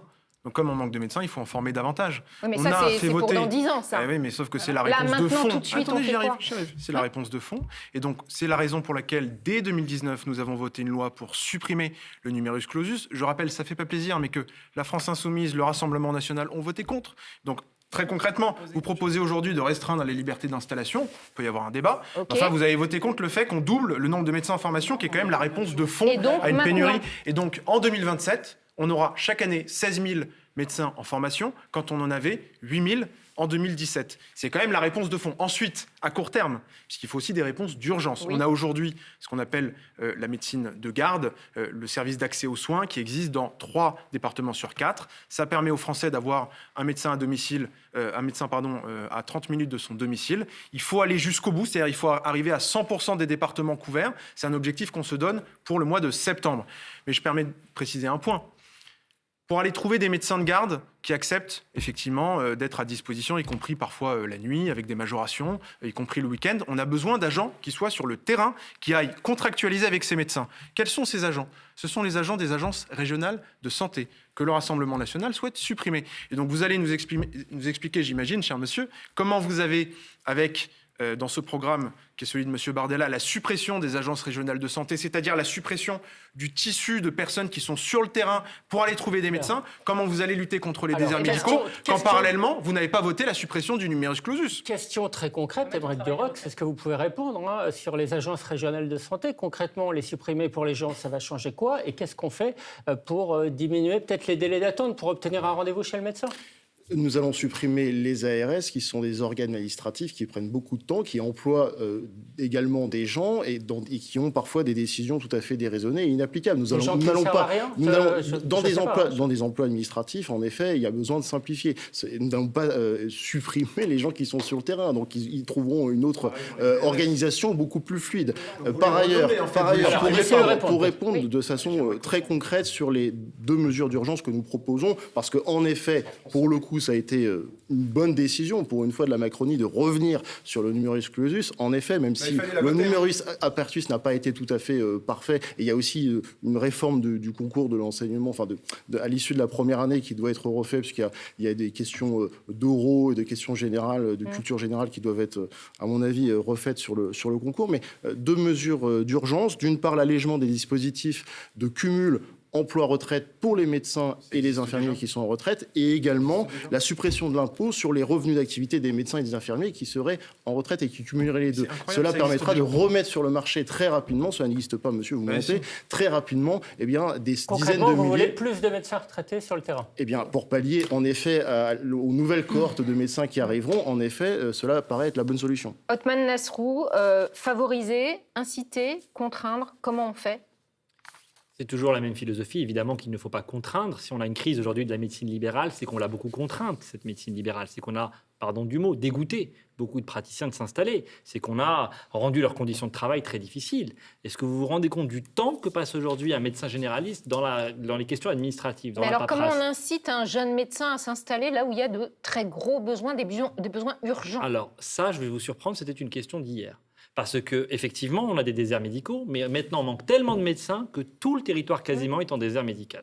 Et donc, ça n'est même plus la question de savoir où on les installe, ce qui est un débat d'hier. C'est la question de savoir comment est-ce qu'on attire. Et donc, qu'est-ce qu'on fait aujourd'hui? Il y a énormément de choses à faire. Notre système de santé aujourd'hui est vraiment à bout de souffle et personne ne fera croire que les gouvernements successifs de ces dernières années ont pris la mesure de ce qui se passait et dans l'hôpital public et dans la médecine libérale. Il faut évidemment qu'on aille rechercher tous nos étudiants qui partent ailleurs maintenant, tellement le concours, notamment de fin de première année, est difficile Et en réalité, vous aurez beau augmenter le nombre de places, vous ne trouverez pas assez de jeunes pour y aller, ou alors il faudra vraiment que vos exigences en termes de niveau soient revues à la baisse, comme c'est malheureusement trop souvent le cas dans l'ensemble de notre système éducatif. C'est une machine à échec aujourd'hui. Il faut remettre à plat toute la formation, tout ce parcours qui est vraiment un parcours semé d'embûches, qui est celui de la formation de nos médecins. Il faut bien sûr continuer comme le font les collectivités, parce qu'on parle beaucoup, évidemment, c'est un débat national, mais n'oublions pas, et c'est aussi ce qui est reproché à Emmanuel Macron, eh bien, ce centralisme. N'oublions pas le rôle des élus locaux. Les maires, les régions, les départements se battent pour les installer en leur proposant des lieux de maisons de santé pluridisciplinaires, avec précisément des services administratifs mutualisés pour que la paperasse, soit faite à plusieurs. Tout ça concourt, évidemment, à rendre plus attractif l'exercice de la médecine libérale. Et ce que je reproche, moi, aux agences régionales de santé, c'est précisément qu'elles n'ont de régional que le nom. C'est une instance du ministère de la Santé. Donc oui, là, je suis d'accord, c'est un échelon de suradministration aujourd'hui. Nous demandons, nous, de la décentralisation, qu'on rapproche les politiques de santé du territoire, que les agences régionales de santé, oui, mais elles auraient dû être mises sous la main des régions, je n'ai pas de problème à le dire, puisqu'elles sont régionales, et qu'on laisse les élus locaux et les médecins respirer et faire au plus près du terrain le travail qu'il faut pour installer de nouveaux médecins. Avant d'enchaîner, je fais juste un petit point de temps. Attention, Monsieur Nézard et Monsieur Nasrou, vous êtes un petit peu en avance au niveau des temps de parole.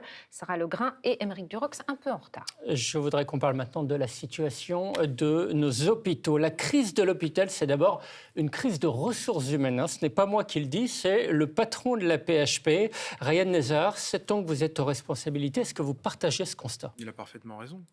On manque d'infirmiers, on manque d'aides-soignants, on manque de médecins. Et on les a revalorisés de plus de 400 €, si je prends l'exemple des infirmiers, nets par mois, après le Ségur de la Santé et toutes les revalorisations qui ont suivi. Il y a eu des primes et des revalorisations pérennes, notamment pour le travail de nuit, mais ça ne suffit pas. Mais parce que nous devons aussi former plus, nous devons aussi attirer plus de jeunes vers ces métiers. Et c'est la raison pour laquelle, on le disait tout à l'heure, on va doubler d'ici 2027 le nombre de places en études de médecine, au moins pour la première année et ensuite pour toute la durée du cursus. Ça ira mieux.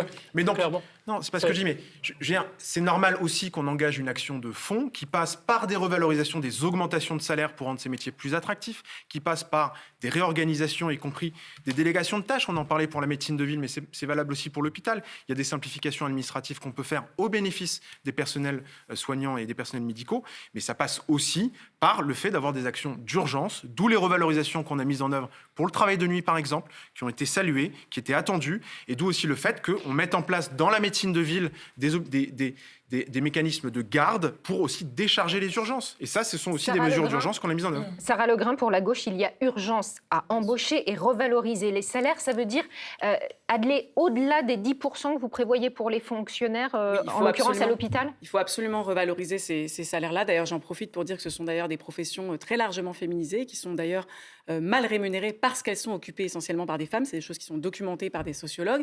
Ce sont ces métiers du soin qui ont souvent été occupés gratuitement et bénévolement par des femmes pendant des siècles et qu'on rémunère mal. Donc évidemment, il faut les rémunérer. C'est une mesure pour l'hôpital public et une mesure féministe. Et puis l'hôpital public, au-delà, et je vais vous dire, l'hôpital public, le problème, il y a évidemment un problème de ressources humaines, mais beaucoup plus largement, il y a un problème de financement. Quand en 2022, vous avez 80 services d'urgence qui ont dû fermer la nuit, quand vous avez eu des suppressions de lits, parce que vous avez eu 6700 lits hospitaliers supprimés par Emmanuel Macron en 2022, c'est-à-dire qu'il a repris un rythme encore supérieur à ce qu'il y avait avant la crise sanitaire, c'est qu'on a un hôpital qui est largement sous-financé. Oui, je sais pourquoi.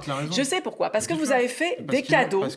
Pendant des années, vous avez fait des cadeaux d'exonération patronale. Vous avez fait des cadeaux aux plus riches dans ce pays. Et oui, si, ça a un rapport avec le financement de l'hôpital en particulier. Autant de budget à l'hôpital public, il y a plus de 100 milliards d'euros de budget à l'hôpital, il n'y en a jamais eu autant dans l'histoire. Et c'est un rapport, donc il faut gouverner par les besoins, monsieur. Donc vous voyez un hôpital, vous êtes en train de répondre aux gens que tout va bien, alors que tout le monde peut voir que l'hôpital public est à bout de souffle. Et ce que vous êtes en train de montrer, au contraire, c'est que vous continuez les mêmes politiques, les mêmes logiques. Pourquoi ? Et là, je rejoins monsieur Nasrou, c'est qu'on ne peut pas avoir ces débats-là sans parler de financement. Et qu'au moins, il faut au moins de la clarté là-dessus. Qui est prêt ici à dépenser davantage pour l'hôpital public ? Moi, j'avais vu que Marine Le Pen, effectivement, en 2022, elle avait dit qu'elle voulait mettre 20 milliards pour réinstaller les médecins, pour les écoles, etc. Et je constate que maintenant, vous n'avez plus qu'une proposition, c'est de faire travailler les médecins à la retraite, comme si ça réglait le sujet. Qui est prêt à dépenser ? Et si on est prêt à dépenser, il faut aller chercher l'argent. Et on ne peut pas continuer à aller donner 180 milliards par ici, par là, tous les ans, pour les niches fiscales, pour les exonérations d'impôts et de taxes. Prêt à dépenser plus pour l'hôpital public et peut-être pour rémunérer mieux les soignants, Othmane Nasrou, pour les Républicains ? prêts à dépenser plus à condition de savoir où va l'argent. Parce qu'aujourd'hui, dans un hôpital français, vous avez 30% d'emplois administratifs en plus que dans un hôpital allemand. Donc, si c'est pour dépenser plus, pour que ça aille dans la bureaucratie, non. Donc, si c'est pour que ça aille réellement aux soignants... Il y a des secrétaires dans les hôpitaux qui ne servent à la tarification à à rien, l'acte. Ce ne sont pas les secrétaires le sujet, c'est les procédures. C'est la complexité administrative. C'est un hôpital allemand, encore une fois, les factures sont éditées, le ménage est fait, l'hôpital tourne, et pourtant ça coûte moins. Et en réalité, c'est cet argent-là qui manque aujourd'hui à nos soignants. Et d'ailleurs, qui demande aussi, il n'y a pas que le salaire, la considération, la responsabilisation, la revalorisation de leurs fonctions. Donc tout n'est pas simplement une question d'argent. Mais je vous le dis, oui, on a trop de dépenses publiques qui se perdent dans les méandres de notre complexité administrative. Et c'est le cas en particulier dans l'hôpital public. Donc moi, je vous le dis. Moins pour l'hôpital public. Non, moi, je vous dis, il faut fermer des bureaux et ouvrir des lits. Voilà ce que je vous dis. D'accord. Et aujourd'hui, il y a trop de bureaux et pas assez de lits. Et sur ce point, Aymeric Durox, vous êtes d'accord, il faut débureaucratiser l'hôpital. Ça veut dire concrètement, on licencie des secrétaires pour embaucher des infirmières ? Non, on fait une réorganisation. On veut limiter à 10% l'emploi de taux administratifs dans les emplois. Et ce n'est pas les petites mains, ce n'est pas les secrétaires qui seront directement concernés. Il y a des tâches administratives. C'est les soignants qui vont le faire. Il n'y a pas que les secrétaires. Les soignants passent leur temps à nous dire justement qu'ils font du travail administratif. L'exemple fourni a été très bon. Comment expliquez-vous qu'en Allemagne, ils font mieux avec moins ? Comment c'est possible ? Donc ce sera possible également. Il y a aussi peut-être une logique sur... On va laisser monsieur Durox. Il y a peut-être aussi une question sur la tarification à l'acte qui a été instaurée et qui peut-être a instauré une logique de rentabilité qui nuit à la qualité du service. C'est pas le but d'un service public d'être rentable à tout prix. Ça incite parfois à faire des actes qui sont pas forcément demandés ou souhaitables. Et donc, je crois qu'en effet, bien sûr, c'était une volonté de Marine Le Pen en 2022. Merci de l'avoir rappelé. Et nous augmenterons et bien sûr les salaires, même si là aussi, il faut quand même reconnaître que ça a été un petit peu fait par le gouvernement. Alors, excusez-moi, mais justement, je voudrais pas que les gens se trompent. Ce n'est plus dans votre programme. Et la seule chose qu'on a entendue d'une candidate RN au sujet des médecins et des soignants à l'hôpital, c'est peut-être qu'il faudrait baisser le niveau d'études pour permettre aussi que ce ne soient pas des médecins étrangers. Parce que c'est votre obsession générale. C'est pas le programme en général. C'est pas ce qu'a dit Jordan Bardella, c'est pas ce qu'a dit Marine Le Pen. Donc vous désavouez cette candidate. Vous expliquez qu'elle a eu tort de s'en prendre aux médecins étrangers qui font tourner l'hôpital public. Je ne connais pas cette candidate, donc c'est un petit peu bizarre de parler de quelqu'un qui... Et vous les revalorisez du coup, vous avez prévu de les revaloriser ? Évidemment, je crois que ça fait partie, mais peut-être pas dans les mesures d'urgence, mais certainement dans les mois qui viennent. C'est une question qui est posée par Mme Legrand. Attendez. Et vous avez voté contre à chaque fois qu'on l'a proposé à l'Assemblée nationale. Donc il faut un petit peu de cohérence, monsieur. Vous vendez des choses aux électeurs qui ne sont ni dans votre programme ni dans vos actes. Hallucinantes certainement. Au Sénat, vous avez voté pour l'augmentation ? Contre, en général, des propositions qui ne concernent pas que cela, mais qui sont beaucoup plus complexes. Non, des amendements. Vous avez voté pour nos amendements pour augmenter. Est-ce que vous avez voté quand nous proposions des augmentations ? Vous avez une politique à chaque fois que ça vient du RN, vous votez contre. Et pour la psychiatrie, vous avez fait quelque chose pour la santé mentale ? On est beaucoup plus ouvert que ça. Vous êtes beaucoup plus sectaire. Nous sommes toujours en direct sur France 3 et France Bleu Paris, nos antennes régionales mobilisées pour faire vivre ce débat. Avec une question maintenant qui a beaucoup pesé sur cette campagne, sur ces élections, celle de la sécurité. Écoutez ce qu'en disent nos concitoyens. Peut-être que je suis choquante en disant ça, mais je pense qu'il devrait y avoir plus de surveillance. Je vois au Monoprix de Chaville, il a été dévalisé il y a quelques temps, alors que Chaville, c'est un endroit très calme. Revenir à une police plus de quartier, en fait, une police de proximité qui serait désarmée, ou en tout cas en grande partie désarmée, avoir des armes plus comme... on va avoir des armes dissuasives, mais pas des armes qui peuvent justement elles-mêmes créer une insécurité et un danger. Quand il y a eu des soucis, c'est vrai que c'est aussi par manque d'éducateurs, d'animateurs de rue, etc. Ça a été, c'est des postes qui n'existent plus dans la fonction publique et c'est un grand dommage. Créer des emplois sociaux, plus que de la police. Moi, je pense qu'avant de faire de la répression, il faudrait faire de l'éducation. Je dirais que le développement des polices municipales sur les communes, c'est quelque chose de très important aujourd'hui. La sécurité aujourd'hui, c'est primordial, surtout dans le climat actuel de la société qu'on a. Le développement de la police municipale et des caméras, ça permet vraiment de nous rassurer, nous, lorsqu'il y a des divers événements près de nos commerces en tout cas. Nous parlerons de la justice et de la réponse pénale dans un instant. Je sais que certains y tiennent, mais d'abord, quels moyens, quel statut pour les forces de l'ordre ? Aymeric Durox, le Rassemblement national, veut instaurer une présomption de légitime défense pour les policiers. Ça changerait quoi ? tout simplement que les policiers seraient écoutés et respectés par l'État et non plus jugés éventuellement comme coupables en cas, au moment où éventuellement ils sortiraient leurs armes et ils en feraient usage comme la loi le leur permet. C'est vraiment le cas aujourd'hui. Nous voulons tout simplement leur dire que nous serons de leur côté et parce que tout simplement ils sont utiles et indispensables à la sécurité des Français, alors que évidemment le programme de l'extrême gauche en face veut les culpabiliser et considère que le policier est presque systématiquement coupable. Au contraire, nous pensons que si, d'ailleurs, c'est le projet de Hobbes, évidemment, si nous nous sommes réunis, c'est parce que la sécurité était la première des libertés et que c'est à l'État d'assurer ça. Et nous devons, par ces moyens-là, montrer que les policiers sont indispensables à la sécurité. Mais vous dites, si je comprends bien, c'est d'abord un message aux policiers. Un message aux policiers et aussi aux voyous ou aux délinquants, évidemment. Sarah Legrain, Aymeric Durox évoquait une présomption de culpabilité de votre part envers les policiers. Votre programme vise... présomption d'innocence. Il vient de dire l'inverse, parce que la première des choses qu'il dit, la première des choses qu'il dit, c'est qu'il veut étendre un permis de tuer pour les policiers.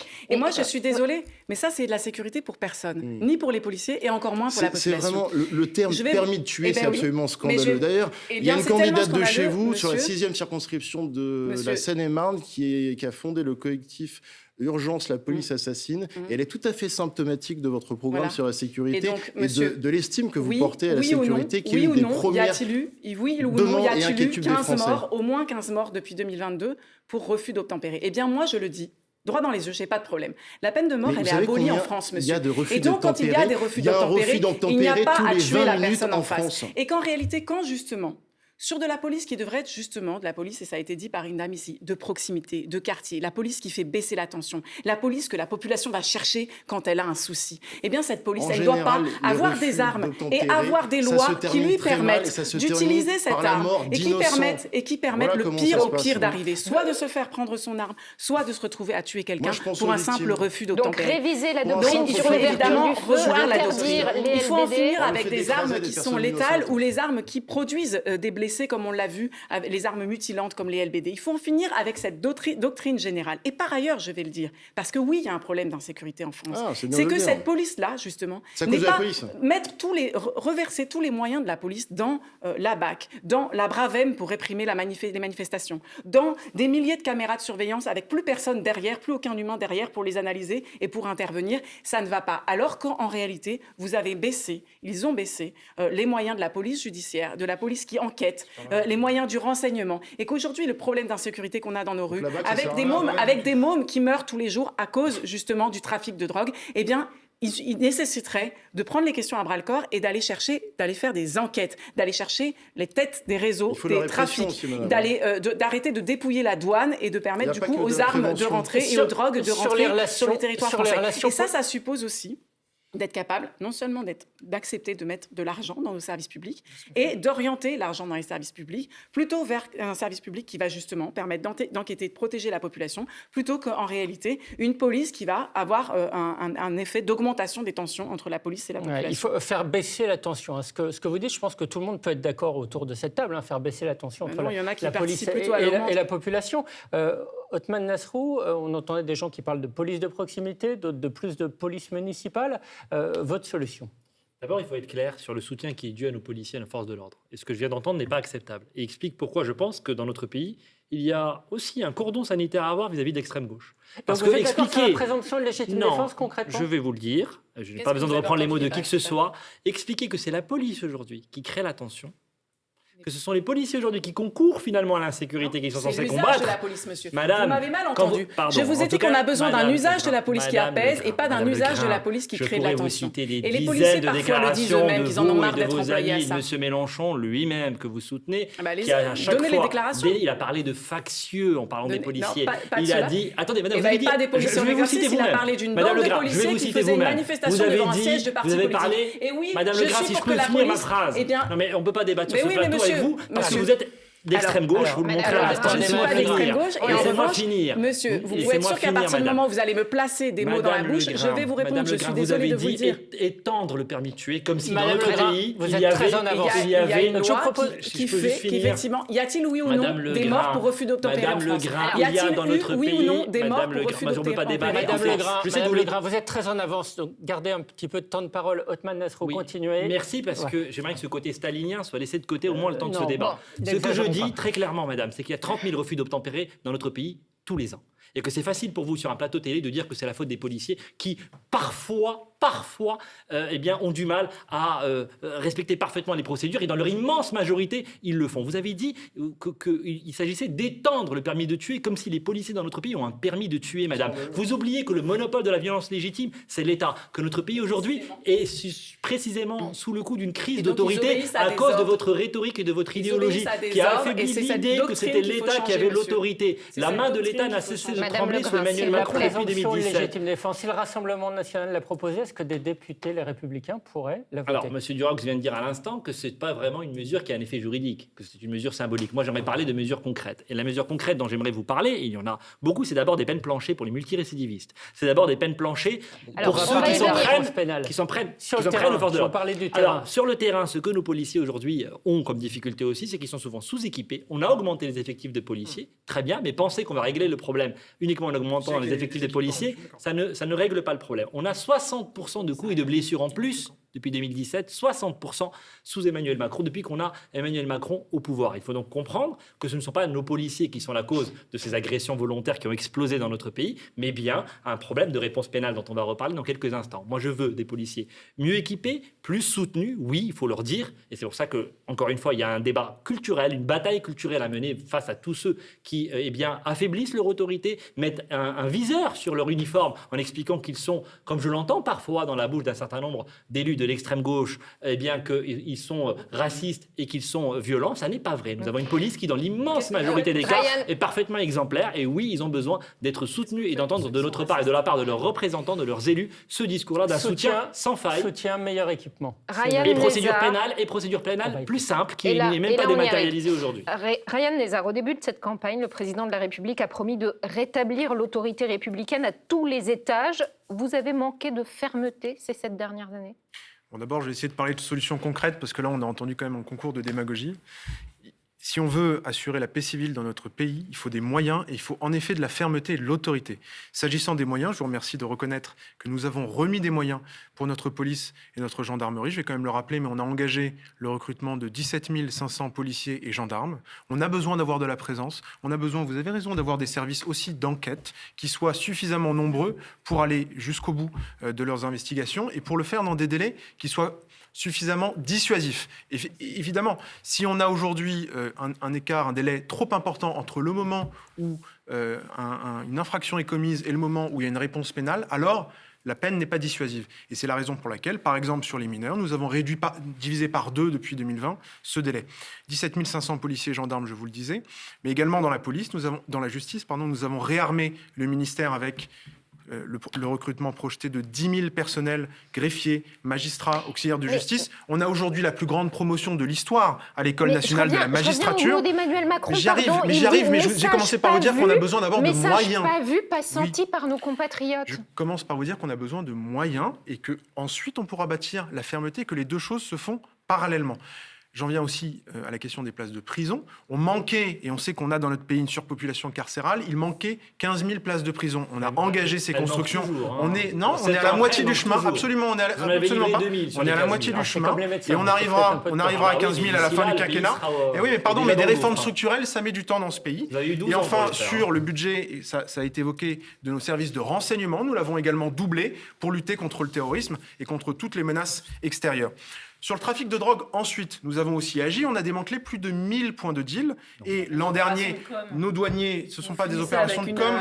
L'an dernier, vous avez parlé de nos douaniers et je veux les saluer parce que, au même titre que nos policiers et nos gendarmes, ils réalisent un travail de protection des Français qui est admirable chaque jour sur le terrain. Nos douaniers ont saisi l'an passé 70 tonnes de cannabis. C'est un record historique et donc il faut les en féliciter.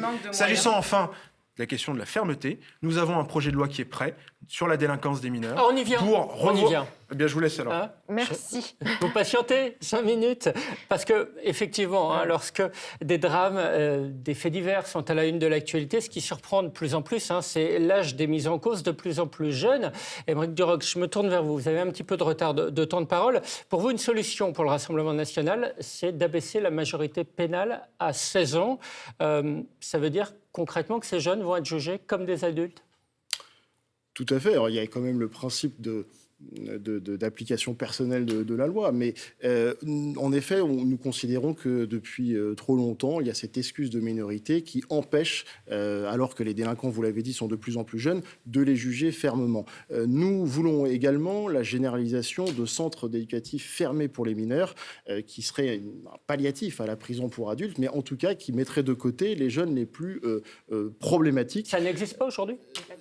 Pas assez, et de toute façon, et souvent c'est pas assez fermé. Là, ça ressemblerait tout de même à des prisons, mais où les jeunes seraient entre eux, et évidemment pas en proximité avec des adultes. Donc il y a évidemment, par rapport à la délinquance juvénile, une explosion, des choses à faire évidemment, qui n'ont pas été faites. Je suis un petit peu surpris d'entendre la Macronie. Quand ils ont 13-14 ans, quand on entend parfois certains faits divers, concrètement, qu'est-ce qu'on peut faire ? Concrètement, là, c'est évidemment d'abord de la faute des parents. Il y a une question d'éducation, évidemment. L'État ne peut pas tout, la société ne peut pas tout, évidemment. Il y a quand même aussi, ça n'a pas été évoqué, je vais mettre le point sur les. Il y a aussi évidemment un rapport avec l'immigration massive incontrôlée. Non, mais apparemment, ça vous gêne. Il n'y a pas de problème avec l'immigration, monsieur. Il n'y a pas de problème avec l'immigration en France, monsieur. L'immigration est à l'origine de toute la délinquance. Pas du tout. Mais en tout cas, il y a un lien évident. Il y a 25% des détenus dans les prisons qui sont d'origine étrangère, donc nous faciliterons leur expulsion parce qu'évidemment ils coûtent et ils occupent. Toujours pas compris. Non, il y a 25% d'étrangers qui sont dans nos prisons. 25% d'étrangers qui sont dans nos prisons et nous faciliterons évidemment leur expulsion parce qu'ils n'ont rien à y faire. Othman Nasrou, sur la majorité pénale à 16 ans, vous êtes d'accord ou pas ? Oui, il faut bien sûr revoir totalement la justice des mineurs. Aujourd'hui, on a des actes de délinquance très tôt. Il faut que la peine soit sévère, soit immédiate, qu'il puisse y avoir évidemment une peine, un travail d'intérêt général très vite, dès des premiers actes de délinquance. Mais je constate qu'on a fait le chemin inverse. Quand j'entends que Emmanuel Macron a remis des moyens sur le terrain, je constate surtout qu'il a remis des délinquants dans la rue. Les prisons sont toujours surpeuplées. Nous n'exécutons pas les peines. Nous n'exécutons pas les peines dans notre pays. Les peines, c'est la réalité qui est caricaturale, M. Nézard. Le pays est en désordre. Et c'est pour cela que le résultat des élections, aujourd'hui, vous désavoue malheureusement et fait monter le Rassemblement national. Même question que William tout à l'heure. À 13-14 ans, on ne les met pas en prison, on les met où ? Alors, tout à l'heure, on a parlé des centres éducatifs fermés. Il y en a une cinquantaine. C'est notoirement insuffisant. Bien sûr qu'il faut des centres éducatifs fermés plus nombreux pour qu'on ait une solution adaptée, mais on a besoin de remettre de la fermeté. On a besoin de remettre de l'autorité à tous les échelons. Et aujourd'hui, le problème qu'on a, ça n'est pas une question simplement d'effectifs de policiers, c'est qu'on remet dans la rue des gens qui sont des multirécidivistes parce que nous n'avons pas de place de prison, nous n'avons pas de solution d'incarcération et de réinsertion d'ailleurs à proposer. Donc la réalité aujourd'hui, c'est Mme Taubira, dans le même gouvernement que M. Macron, qui a annulé les constructions de places de prison que la droite avait lancées. Donc la réalité, c'est qu'il y a un grand impensé aujourd'hui qui est celui de la sanction. Nous avons un problème avec la sanction depuis quelques années dans notre pays, depuis très longtemps même, mais singulièrement depuis Emmanuel Macron. Il faut que la main de l'État cesse de trembler. Quand on se comporte mal, on doit être sanctionné et la peine doit être rapide et certaine. Et aujourd'hui, c'est l'inverse. Les peines de jusqu'à 1 an de prison ferme sont des peines dites fictives. Je cite là les juges du tribunal de Bobigny qui ont même l'impression, même quand ils prononcent des peines sévères, ce n'est pas toujours le cas, mais même quand ils prononcent des peines sévères, ce n'est pas suivi d'effet. Donc on limite les aménagements de peine, les réductions de peine, les travaux d'intérêt généraux, tout ça pour vous, ça ne marche pas ? Ah mais bien sûr que ça ne marche pas. Et d'abord, on exécute les peines. Parce qu'encore une fois, quelqu'un qui est condamné aujourd'hui à des mois de prison ferme, 6 mois, 8 mois, 9 mois, il n'a quasiment aucune chance d'être un jour incarcéré parce qu'il n'y a pas de place de prison. Donc les 15 000 places promises depuis 2017, on les attend toujours. Et la réponse pénale n'est pas suffisante. Elles ne suffiront évidemment pas, surtout avec le retard qui est pris. Et la réalité, contrairement à ce que veut nous faire croire l'extrême gauche, ce n'est pas que nous incarcérons trop, c'est que nous n'avons pas de place de prison par rapport à nos voisins européens. Donc il faut plus de places, y compris bien sûr pour avoir des conditions d'incarcération dignes et surtout une sévérité qui soit une réalité concrète et pas simplement des mots. Et depuis 2017, nous n'avons eu malheureusement que des mots. Justice plus rapide, plus sévère, Ryan Nezar, comment vous vous positionnez pour la majorité sortante? Sur les objectifs, je pense qu'on peut se rejoindre. Après, la présentation est un peu caricaturale. Vous commencez en disant en saluant le fait qu'on a remis des moyens, et puis vous finissez en disant qu'on n'a pas remis assez de moyens. Non, mais c'est pas grave. Je comprends qu'on est dans un débat politique. On est dans un débat politique. Vous vivez dans un monde parallèle. C'est un second tour, et donc vous souhaitez. Vous vivez dans un monde parallèle. Je comprends parfaitement. Je rappelle simplement que les Républicains ont voté la loi de programmation pour la justice. C'est donc qu'ils ont considéré que les moyens que nous mettions sur la table étaient suffisants. Ensuite, il faut aller plus loin sur la fermeté. J'y arrive sur la fermeté, et notamment sur la question de la délinquance des mineurs. Ce que nous proposons de mettre sur la table avec Gabriel Attal, c'est un projet de loi qui est prêt, qui pourra être présenté au Parlement dès cet été. Non, pas du tout. Pour revoir l'excuse de minorité et permettre, lorsqu'il y a des mineurs de 16 ans, d'inverser le principe et d'avoir par principe un traitement comme des majeurs, et par exception, la possibilité pour le magistrat de continuer à appliquer l'excuse de minorité. Entre 16 et 18 ans, évidemment. Ce qui est proposé par le Rassemblement national, évidemment, n'est pas sérieux, parce que si on propose, dans tous les cas, et d'ailleurs, vous l'avez dit, vous avez cité la question de l'individualisation de la peine. Pour bien qu'on comprenne la différence, vous dites, monsieur propose, on lève l'excuse, on revoit l'excuse de minorité. C'est ce que je viens de vous dire. Voilà, et M. Durox pour le Rassemblement national dit on la supprime. Oui. La différence, c'est qu'on laisse au magistrat une capacité d'appréciation et qu'on lui dit que par principe, il n'y a plus cette excuse et que par exception, il y a quand même des situations dans lesquelles ça se justifie. Je permets quand même d'aller plus loin. Ce qu'on souhaite aussi mettre en œuvre, c'est le principe, parce que je suis d'accord, il faut aller aussi plus loin dans le prononcé de la sanction. Principe selon lequel on a une comparution immédiate, une sanction immédiate dans les cas les plus graves. Et j'ajoute un dernier point, il faut aussi qu'on développe le travail et la réinsertion professionnelle en prison si on veut lutter contre la récidive. Là aussi, on a des projets qui ont commencé à être mis en œuvre. On est déjà à un niveau qui permet à la moitié des détenus d'exercer une activité professionnelle en prison. Il faut aller encore plus loin. C'est aussi ça qui cassera la récidive dans la durée.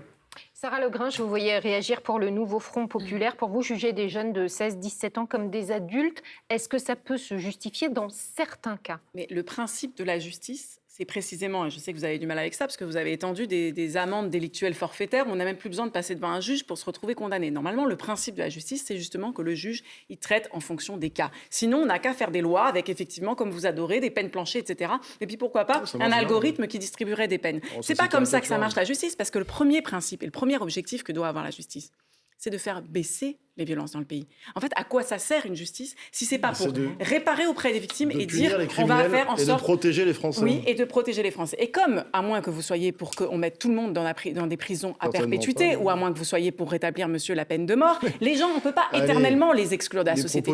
Et quand vous êtes en train de dire qu'il faut les mineurs, alors vous parlez d'excuses de minorité, de fait, ça n'existe pas. Un juge, il décide toujours. Mais évidemment, le fait qu'un enfant, le fait qu'on ait affaire à un premier cas de délinquance pour un gamin de 13 ans, c'est pas la même chose. C'est pas la même chose que si vous avez un multirécidiviste du même âge, et c'est pas la même chose si vous avez un multirécidiviste de 35 ans. C'est une évidence. Et quand vous parlez de des gens qui ont de 16 à 18 ans, c'est pas l'essentiel de la délinquance. Et monsieur, tout à l'heure, vous avez parlé vous avez dit il faut les mettre à l'écart. Il faut les mettre à l'écart dans des centres éducatifs fermés. Combien de temps? Et vous en faites quoi après? Vous en faites quoi de ces jeunes que vous avez enfermés dans des centres éducatifs fermés? Et c'est quoi le bilan de la plupart des peines de prison? Mais qu'est-ce que vous proposez alors? Oui, qu'est-ce qu'on fait pour ceux qui ont 16 à 18 ans?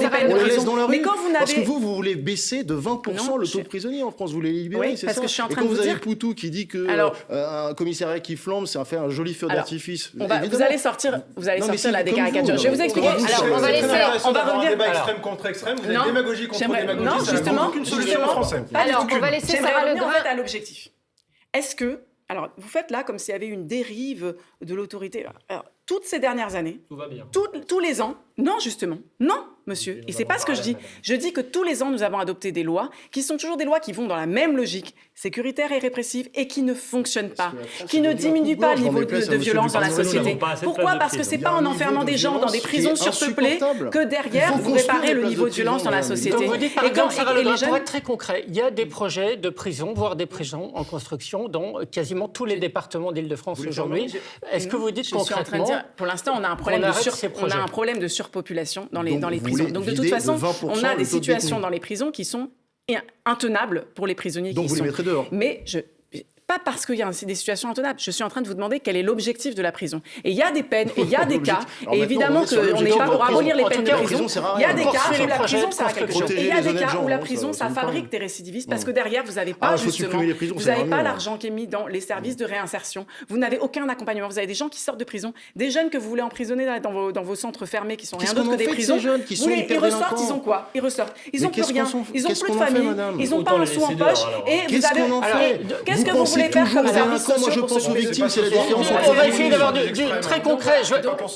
Monsieur Durox va répondre, s'il vous plaît. Il veut aussi que ils veulent aussi sortir les élèves des collèges quand ils ont des comportements inappropriés. Madame ça, ce que vous êtes en train de faire, c'est de défaire le lien et de Legrand. défaire l'éducation. Et ça ne réglera justement pas la question des violences, notamment des violences des jeunes.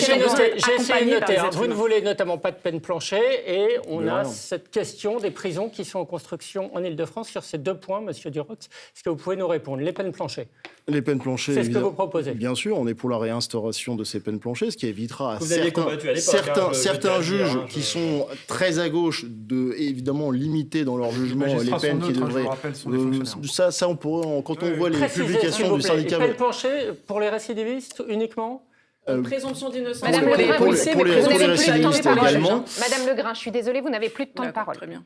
Sur les peines planchées, monsieur Durox. Donc également sur les peines planchées pour les récidivistes, mais également pour à partir d'un certain niveau de crime. Et puis moi, quand j'entends quand même le discours caricatural de l'extrême gauche, je vois en effet c'est là où on voit la différence entre vous pensez toujours aux délinquants, nous, on pense toujours aux victimes. Il faut d'abord protéger les Français. Et on n'a pas parlé du taux d'insécurité qui a explosé dans les transports, dans la vie du quotidien. Donc il faut construire évidemment des prisons, il faut que la justice se montre plus ferme, mais il faut lui donner les moyens d'être plus ferme, parce qu'il y a un taux d'insécurité et les Français ont tout simplement peur aujourd'hui. Et n'en déplaise à M. Dupond-Moretti, oui, malheureusement, dans certains endroits, quand on voit qu'il y a un coup de couteau toutes les 140 secondes en France, dans certains endroits, la France est devenue un coupe-gorge. La France est devenue un coupe-gorge. Et ça, c'est catastrophique. C'était votre méthode. C'est la Russie de Poutine. Merci à tous. On arrive au terme de ce débat. Merci. S'il vous plaît, on arrive au terme de cette émission. Merci à vous 4 d'avoir joué le jeu. Vos temps de parole se tiennent à la minute près. Débat instructif qui pourra peut-être encore faire bouger les lignes. Bonne fin de campagne à tous. Je vous donne rendez-vous dimanche pour suivre les résultats de ces élections législatives sur nos antennes France 3 et France Bleu Paris. Édition spéciale de votre journal dès 19h15. Et puis à partir de 19h50, William, on se retrouvera pour notre grande soirée avec toutes nos équipes mobilisées dans chacun de vos départements. Très belle soirée à tous.